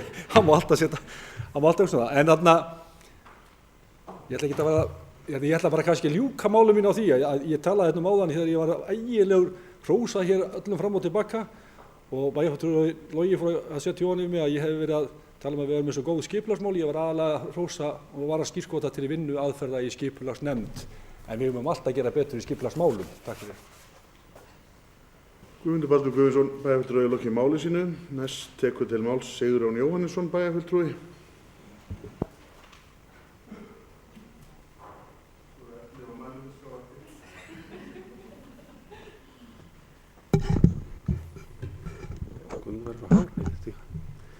Forseti, ágætu bæjarfulltrúar, það er kannski óþarfa að tala lengi marga punkta, það er svo margt gott komið fram. Kannski bara árétta að það kom hérna fram með umferðaröryggismál á Glerárgötunni og ég ætla að tekið það fram hérna í fyrir ræðu minni að þó að mér persónulega gengur ágætlega að komast yfir Glerárgötuna þá held ég að ég alveg trúa því að hún sé erfið fyrir börn og eins og kemur fram hjá Eiríki bæjarstjóra og sem undirskriftalisti lýsir. Og við höfum svona almennt þau mál sem koma inn í til skipulagsnefndar og framkvæmdadeildar varðandi umferðaröryggismál. Að við erum ekki heldur að nýta okkur kannski eins mikið aðra möguleika og tæknina í þeim málum. Að eins og við talaðum, það er í dag hámarkshraði 50 km á þeim götum sem á að keyra hvað hraðast hér í bænum, en við erum alltaf að tala um að það sé að vera að keyra miklu meiri hraða á þeim götum. Og bara lítið dæmi, maður kannski getur ekki tekið mörg dæmi nema sjálfum sér, bara þetta litla ljós á Dalsbrautinni sem blikkar á mann, maður sé yfir 30 km hraða, þetta hefur áhrif og ljósin þar. Að þetta er einföld lausn sem hefur örugglega einhver áhrif. Ég veit ekki hvort þetta hafi verið mælt, hvort það hraðinn sé misjafn á þessari götu, hvort það er sunnan eða norðanmegin í henni eða slíkt, að þetta er ekki, og við getum nýtt okkur svona lausnir á fleiri stöðum. Og eins er víðar, og það er kannski dýrari lausn að vera með myndavélar, radarmyndavélar, eins og eru víða á þjóðvegunum og í Reykjavík. Við gatnamót og þar sem er verið að fara úr 80 km niður í 60. Þar er verið að taka ljósmyndir af bílstjórum sem brjóta þá reglu. Þetta hefur fælingamátt Þannig það er ýmislegt hægt að gera til þess að bæta þessi mál og af því það er ekki hægt að, það er kannski ekki hægt að segja þessi ásættanlegt. Það er 50 km en það keyra allir hraðar og eða 30 km hverjum. Þessi skapar kannski ofta tíðum ennþá meiri hættu því það er þrengra og fleiri börn á ferð því það er þá inn í íbúðahverfunum. Og síðan er önnur lausn sem lítið séð hérna á Akureyri, það er að takmarka umferð þungra eða stærri ökutækja á ákveðnu tímum og ákveðnu götum. Þetta er víða nýtt bara í öðrum sveitarfélögum. Þetta geti hjálpað upp á það sem er kannski er þannig atvinnustarfseminni við hliðina á íbúðabyggð. Það sem er þessi óþarfa ónæði á þeim tímum sólarhringsins sem það sem er óæskilegt. Ég ætla aðeins að koma inn á þessa blöndu byggð og ég sammála Loga að ég held að þetta sé vel framkvæmanlegt og við ættum ekki að vera hrædd við þetta.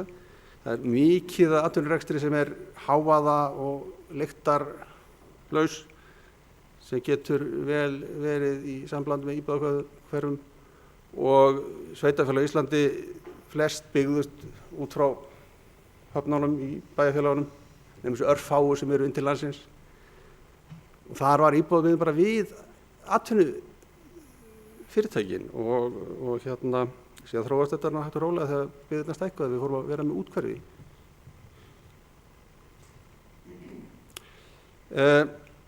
En það verður samt að athuga sérstaklega að það þarf að skilgreina þá hvaða atvinnurekstur er leyfður svo við sitjum ekki uppi með mjög erfiðan atvinnurekstur sem veldur öðrum ónæði eftir einhver áratugi þegar byggðin er komin allt í kring. Þannig að það þarf að horfa til langs tíma, sérstaklega varðandi slíkan rekstur. En svona almenn atvinnustarfsemi er víða hægt að koma fyrir í nálægð við íbúðabyggð. Varðandi miðbæinn, ég aðeins árétta, ég held að þó að það hefur komið fram að miðbæinn sé bara alveg ágætur, en það er ekki þannig að við viljum ekki byggja hann upp, ég held að það velji flestir og ég meðal annars byggja hann upp. Og ég held að hagsmunaaðilar og verslunarrekendur sem í miðbænum séu mjög ánægðir með þessa uppbyggingu sem hefur verið að fara af stað, eins og á Drottningarbrautarreitnum og verður í miðbænum, þó að þeir gera athugasemd við bílastæðamálin. Þetta verður að fara saman. Og við erum líka ekki bara að þjónusta bæjarbúa. Við njótum þess að vera þjónustu kjarni fyrir allt Norðurland. Allavega Norðurland eystra og stóra hluta Norðurlands og Austurland jafnvel. Að fólk kemur hingað, kannski ekki dagstælega, kemur kannski margir koma vikulega úr Eyjafirði, bara Eyjafirði, annars staðar úr Eyjafirði til þess að versla. En fólk kemur hingað oft nokkur sem ári til þess að sækja þjónustu og versla. Og þetta fólk kemur náttúrulega á sínum einkabílum og það leggur einhvers staðar í miðbænum eða við Glerártorg. Og þetta er ekki stærsti hlutin, þetta eru íbúðarnir miklu hærra hlutfall og þetta er umferð á Glerártorgi miklu hærra hlutfall íbúðarnir heldur en nokkuð tíma þeir sem eru að keyra í gegnum bæinn. En eitt sem hjálpar okkur þarna er náttúrulega að losna við ónæði af bílunum, það er að við erum svona vonandi að góðir leið að fá vistvænni samgöngur í til þess með rafmagninu, rafmagnsbifreiðum og öðru. Og ég held að í þessum málum þetta snýst bara val, að það er hægt að koma því fyrir, að fólk geti búið, starfað, sótt þjónustu án þess að hafa bíl, en við getum ekki neytt fólk í eitthvað ákveðið lífsmunstur. Því leyti er sammála mörgum bæjarfulltrúum sem hafa komið inn á þetta.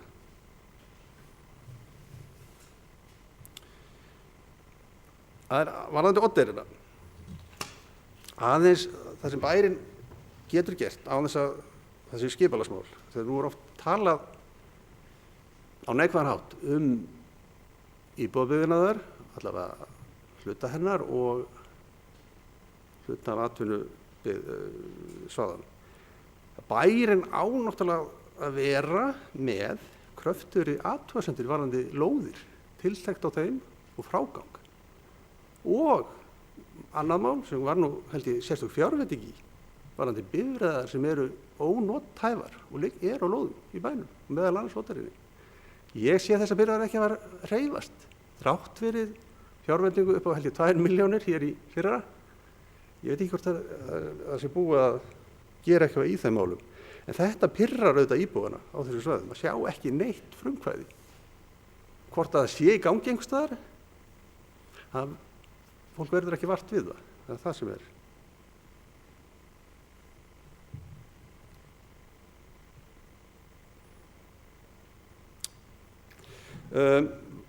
Það er margir með skemmtilega sögur og ýmsu sem það sjá erlendis og annars staðar.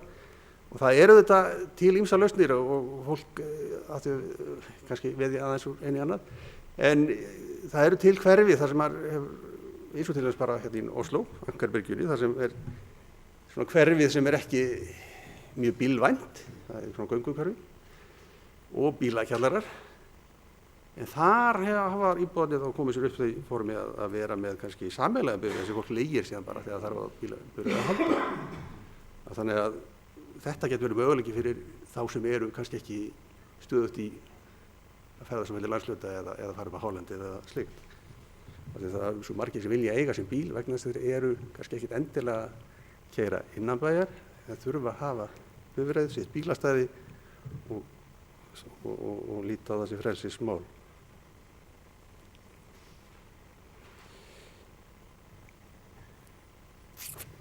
Ég var með eitthvað henni mjög, ég ætla aðeins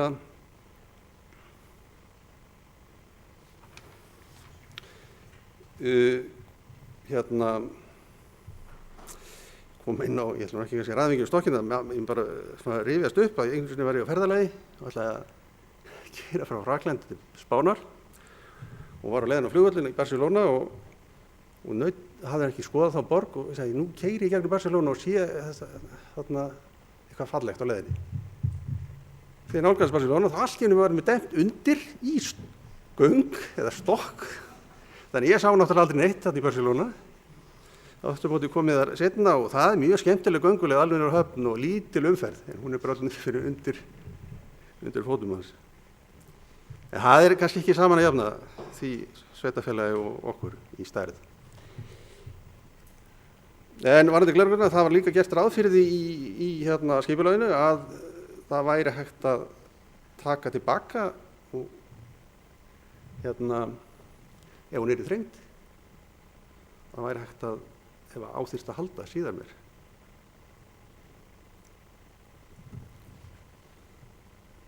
Þetta er allt skipulag og annað breytingum áður, við sáum það náttúrulega í skipulagslýsingunni sem voru með áður, þó að skipulagið hafi verið samþykkt 2005 að þá voru ansi margar breytingar gerðar á því á þessum árum.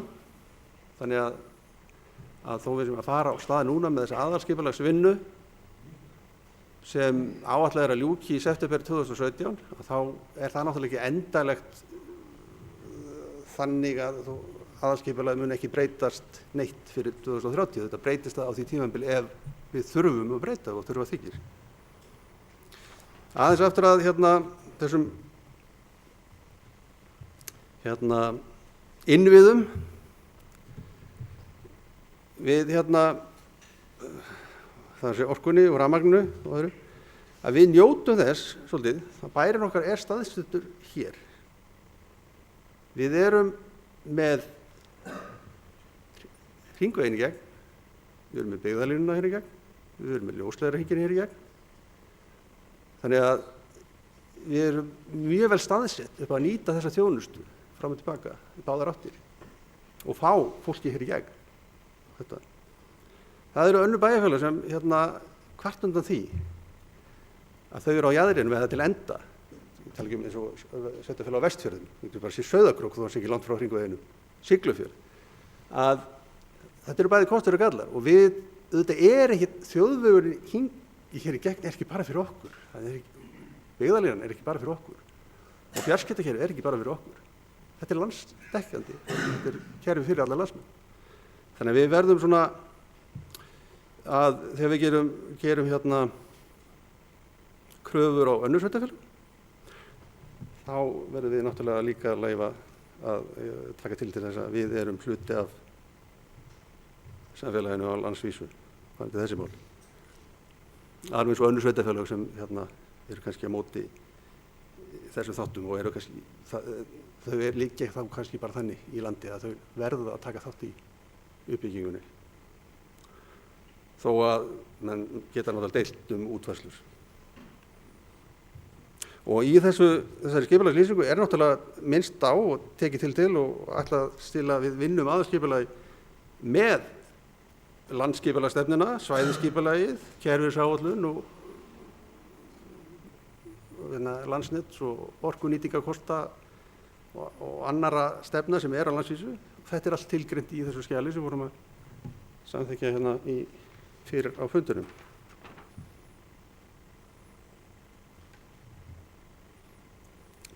En ég er bara mjög ánægður með þessu umræðu. Ég held að mjög frjó og margt skemmtilegt komið fram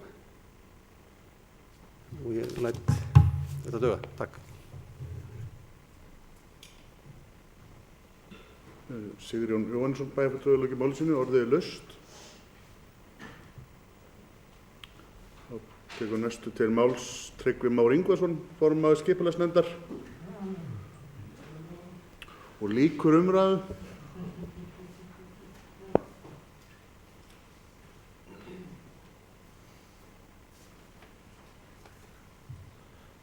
Forseti, ágætu bæjarfulltrúar. Bæjarfulltrúi Njáll spurði hérna spurningakönnunina og hvort við höfum spurt Listagilið líka og þá þrengingu Glerárgötu.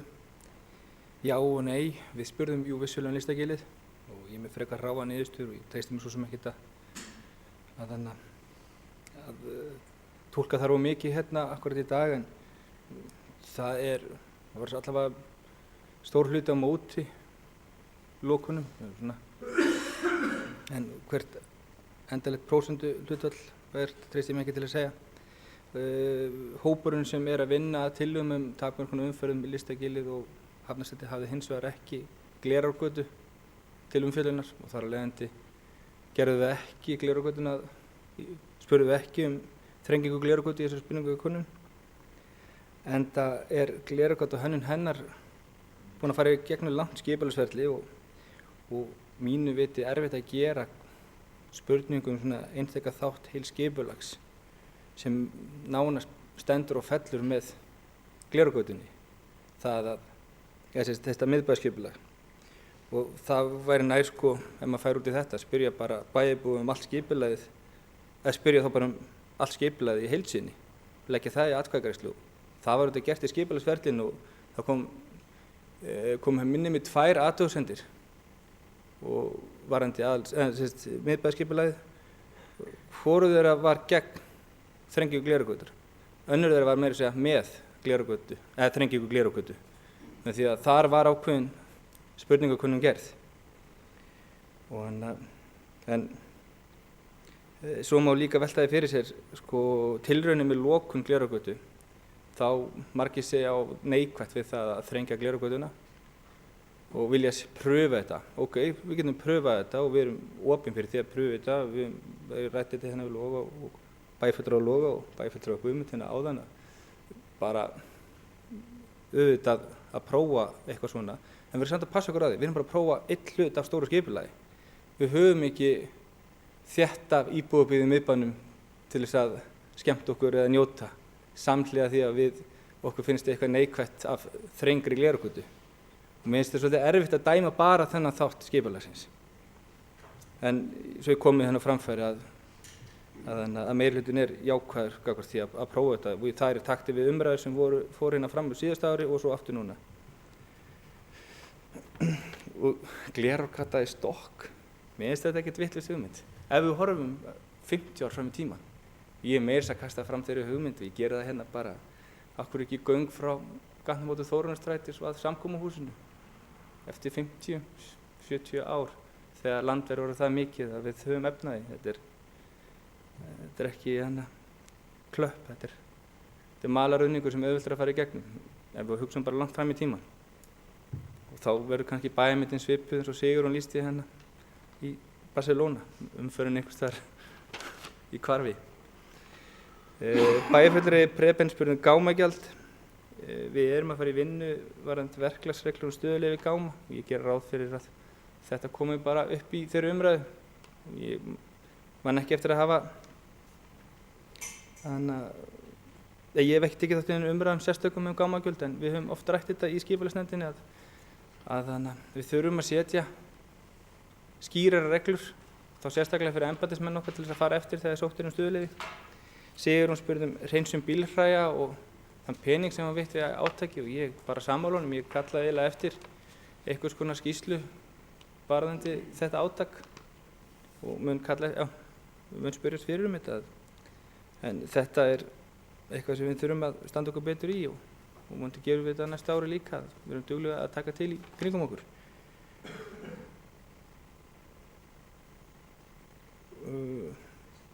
Bæjarfulltrúi Guðmundur fjallaði aðgreiningu kostnaðar við mokstur göngustíg og akveg og ég aðeins skemmtileg nálgun. Það erfitt að fá raunhæfa tölu hvað kostar að moka göngustíga þegar við mokum sífellt snjónum á akveginum yfir á göngustígin og svo eigum við að hreinsa göngustígin seinna meir. Það svolítið skemmtilegt í þessu hugmyndafræði Vetrarborga að þá lagt upp að þú þarft alltaf aðgreina þetta. Þú notar svæðið á milli göngustígsins og akvegarins sem snjósöfnunarsvæði, mókstursvæði. Þannig að annar tap ekki akvegurinn, það sé ekki verið að moka yfir á akveginn þegar þú ert að reiðja göngustíginn og þar fram til götu. Bæjarfulltrúi Njáll og bæjarfulltrúi Guðmundur tala þéttingu byggðar og líka samkeppnishæfni Akureyrar. Og þétting byggðar tekst alltaf best innan borgarmúra sem við njótum því miður ekki hérna. Og við ætlum ekki að byggja heldur borgarmúra, heldur ætlum við að byggja upp nánari samvinnu við nágrannasveitarfélögin okkar. Og það auðvitað bara forsenda þess að okkur takist vel. Því að þó svo við séum í ólíkum sveitarfélögum og þá eru svona stærstu hagsmunirnir til sömu og ég bara með mikla væntingar að það takist vel. Takk. Tryggvi Már Ingvarsson, formaður skipulagsnefndar, hefur lokið máli sínu.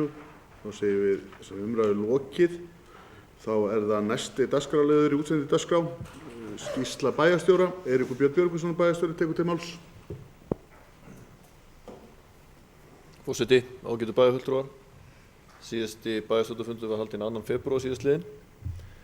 Og strax daginn eftir að þá var fundur í svokölluðum bakhópi vegna móttöku flóttafólks. Aðeins að upplýsa bæjarfulltrúa og íbúa að það verkefni gengur bara ágætlega og má segja að aðlögun bara fari vel. Þetta þetta stórt og mikið verkefni og tekur einhvern tíma en byrjar afskaplega vel, þannig að ágætt að upplýsa það og segja frá því hér. Nú þennan sama dag þá undirrituðum við líka samninga við 4 aðildarfélög Íþróttabandalagsins, Golfklúbb Akureyrar, Skautafélagið, Létti og Fimleikafélagið svokallar rekstrarsamninga. Nú við erum búin að eiga fund vegna, ég boðaði fulltrúa frá Norðlenska til mín vegna erindis sem sendur til sveitarfélagsins að reisa brennslustöð við Norðlenska hér á eyrinni. Það er kannski verið ágætt að koma því inn í umræðan hér á áðan í skipulagsmál. En þeir hafa líka sótt sambarilegt á Húsavík og Kópaskeri.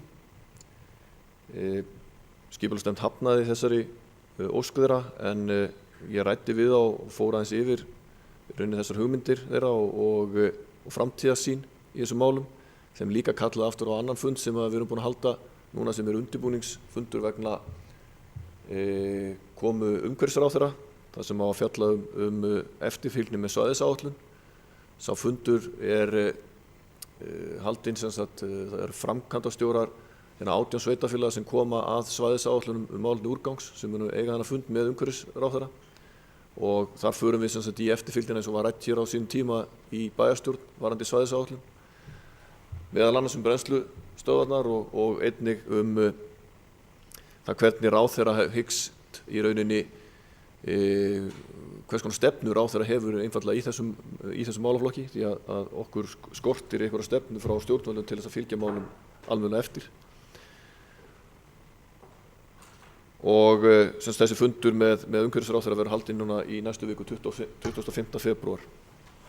En fundurinn með Norðlenska, hann fór bara ágætlega, við áttum ágætis samtal framhaldið í því máli, þó að í rauninni niðurstaðan sé í rauninni svo að þeim sé hafnað að sinni varðandi þessa brennslustöð.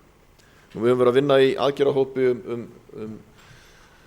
rekstur sveitarfélagsins árið 2016 og til framtíðar.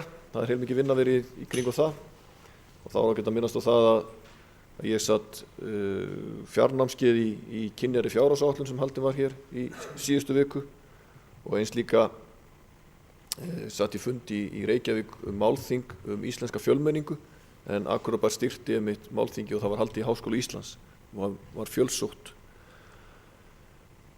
Við áttum hér fund með fulltrúum frá framkvæmdastjóra Heilbrigðisstofnunar Norðurlands vegna þess að þá að flytja þjónustu heimahjúkrunar úr íþróttahöllinni og í nýtt húsnæði hér í Strandgötunni, og við vildum fá skýringar á því hvað stefnu Heilbrigðisstofnunin hefði varðandi samstarfi okkur í heimahjúkrun og heimaþjónustu, og áttum þar ágætisfund. Það þarf reyndar að eiga framhaldsfundi vegna þessa samstarfs, meðal vegna þess að þetta hefur áhrif á útleigu á rýminu sem í íþróttahöllinu og hvernig við ætlum að nýta það í framtíðinu. Við áttum fund það í dag, en þá getur bara upplýsa það að við áttum þennan fund, og ræddum við líka við framkvæmdastjóra Heilbrigðisstofnunarinnar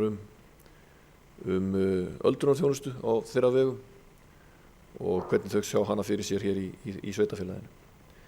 Það hafa verið haldnir fundir hér, bara að segja frá því, á vegum Northern Forum. Það hefur að sjálfsögðu verið fjarfundir og svona samskipti sem að snerta framtíð í þess samstarfs.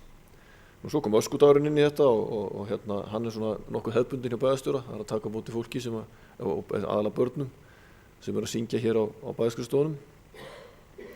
Við vorum að funda líka með Norðurorku vegna húsnæðismála, en það er ákveðnar hugmyndir upp byggingu orkugarðs við höfuðstofa Norðurorku, en mál er allt í vinnslu og verður rætt frekar í stjórn Norðurorku. Svo fengum við heilbrigðisráðherra í heimsókn hér í lok síðustu viku og rættum við hann og Valgerði Gunnarsdóttur þingmann málefni hjúkrunarheimila á Akureyri eða öldrunarmál, og svona aðalpunktarnir úr því samtali snýrust það að hann hafði væntingar til þess á öðru hvorum megin við næstu mánaðamót, eins og hann orðaði það, að það yrði fundin lausn á lífeyrisskuldbindingum öldrunarheimilana, ekki bara Akureyri heldur í landinu, og sem og varðandi daggjöld til öldrunarheimila. Þannig að við berum mikla væntingar til þess að fá lausn á þessum málum á allra næstu dögum. Og síðan hafa verið þó nokkuð margir menningarviðburðir sem ég hef sótt fyrir hönd sveitarfélagsins, og síðan bara aðeins að segja frá því sem að gerðist í gær og í dag, að við höfum verið að funda erum að byrja að funda með nefndum vegna aðgerðahópsins í framhaldi aðgerðahópnum, og áttum fund með skólanefnd í gær. Hingað kom síðan fulltrúi frá Háskólanum á Akureyri eða sérfræðingur sem er að vinna fyrir Háskólanum á Akureyri varðandi stefnumörkun háskólans, og það var meðal annars það sem ég kom inn á hér áðan varðandi það að stefnumörkun háskólans og aðskipulag sveitarfélagsins fari vel saman. Það kom meðal annars fram í okkar samtali, og ég fekk svo afhentan undirskriftalistan í gær, sé ég hér, sem ég held ég að tekið á móti í morgun vegna Norðurgötunnar og Glerárgötu, og í morgun kom ég hér vinir Hlíðarfjalls til þess að ræða við sveitarfélögum uppbyggingu í Hlíðarfjalli og hugmyndir að kaupa nýja skíðalyftu. Og síðasta máli sem að var hér bara rétt fyrir bæjarstjórnarfund var að blaðamaður frá The Daily Telegraph kom og heimsótti mig til þess að ræða móttöku flóttamanna, og ég hef svo sem sagt það áður að það er alveg með ólíkindum hvað þetta mál eða þetta verkefni hefur vakið mikla athygli, ekki síst meðal erlendra fjölmiðla. Síðan ætla ég bara að minna bæjarfulltrúa á samgönguþing sem haldið er á morgun í Hofi, og svo bara segja frá því líka að fyrirhugað íbúaþing í Grímsey á föstudag og laugardag og ég þarf að fá tækifæri til þess að ræða aðeins við bæjarfulltrúa hér að loknum fundi vegna þess. Takk fyrir. Þá skýrslu bæjarstjóra lokið. Eiríkur Björn Björgvinsson bæjarstjóri hefur lokið máli sínu. Þá dagskrá tæmd og í lokin vil ég vekja athygli á eftirfarandi nefndarfundagerðum. Afgreiðslufundur skipulagsstjóra 11. febrúar, bæjarráð 4. febrúar, framkvæmdaráð 29. janúar og 5. febrúar, íþróttaráð 4. febrúar, kjarasamningsnefnd 1. febrúar, samfélags- og mannréttindaráð 28. janúar og 11. febrúar, skipulagsnefnd 3. og 10. febrúar, skólanefnd 18. janúar og 1. febrúar, stjórn Akureyrarstofu 3. febrúar, stjórn fasteigna Akureyrarbæjar 5. febrúar og velferðarráð 3. febrúar. Og þá segjum við þessum fundi slitið klukkan 18:59.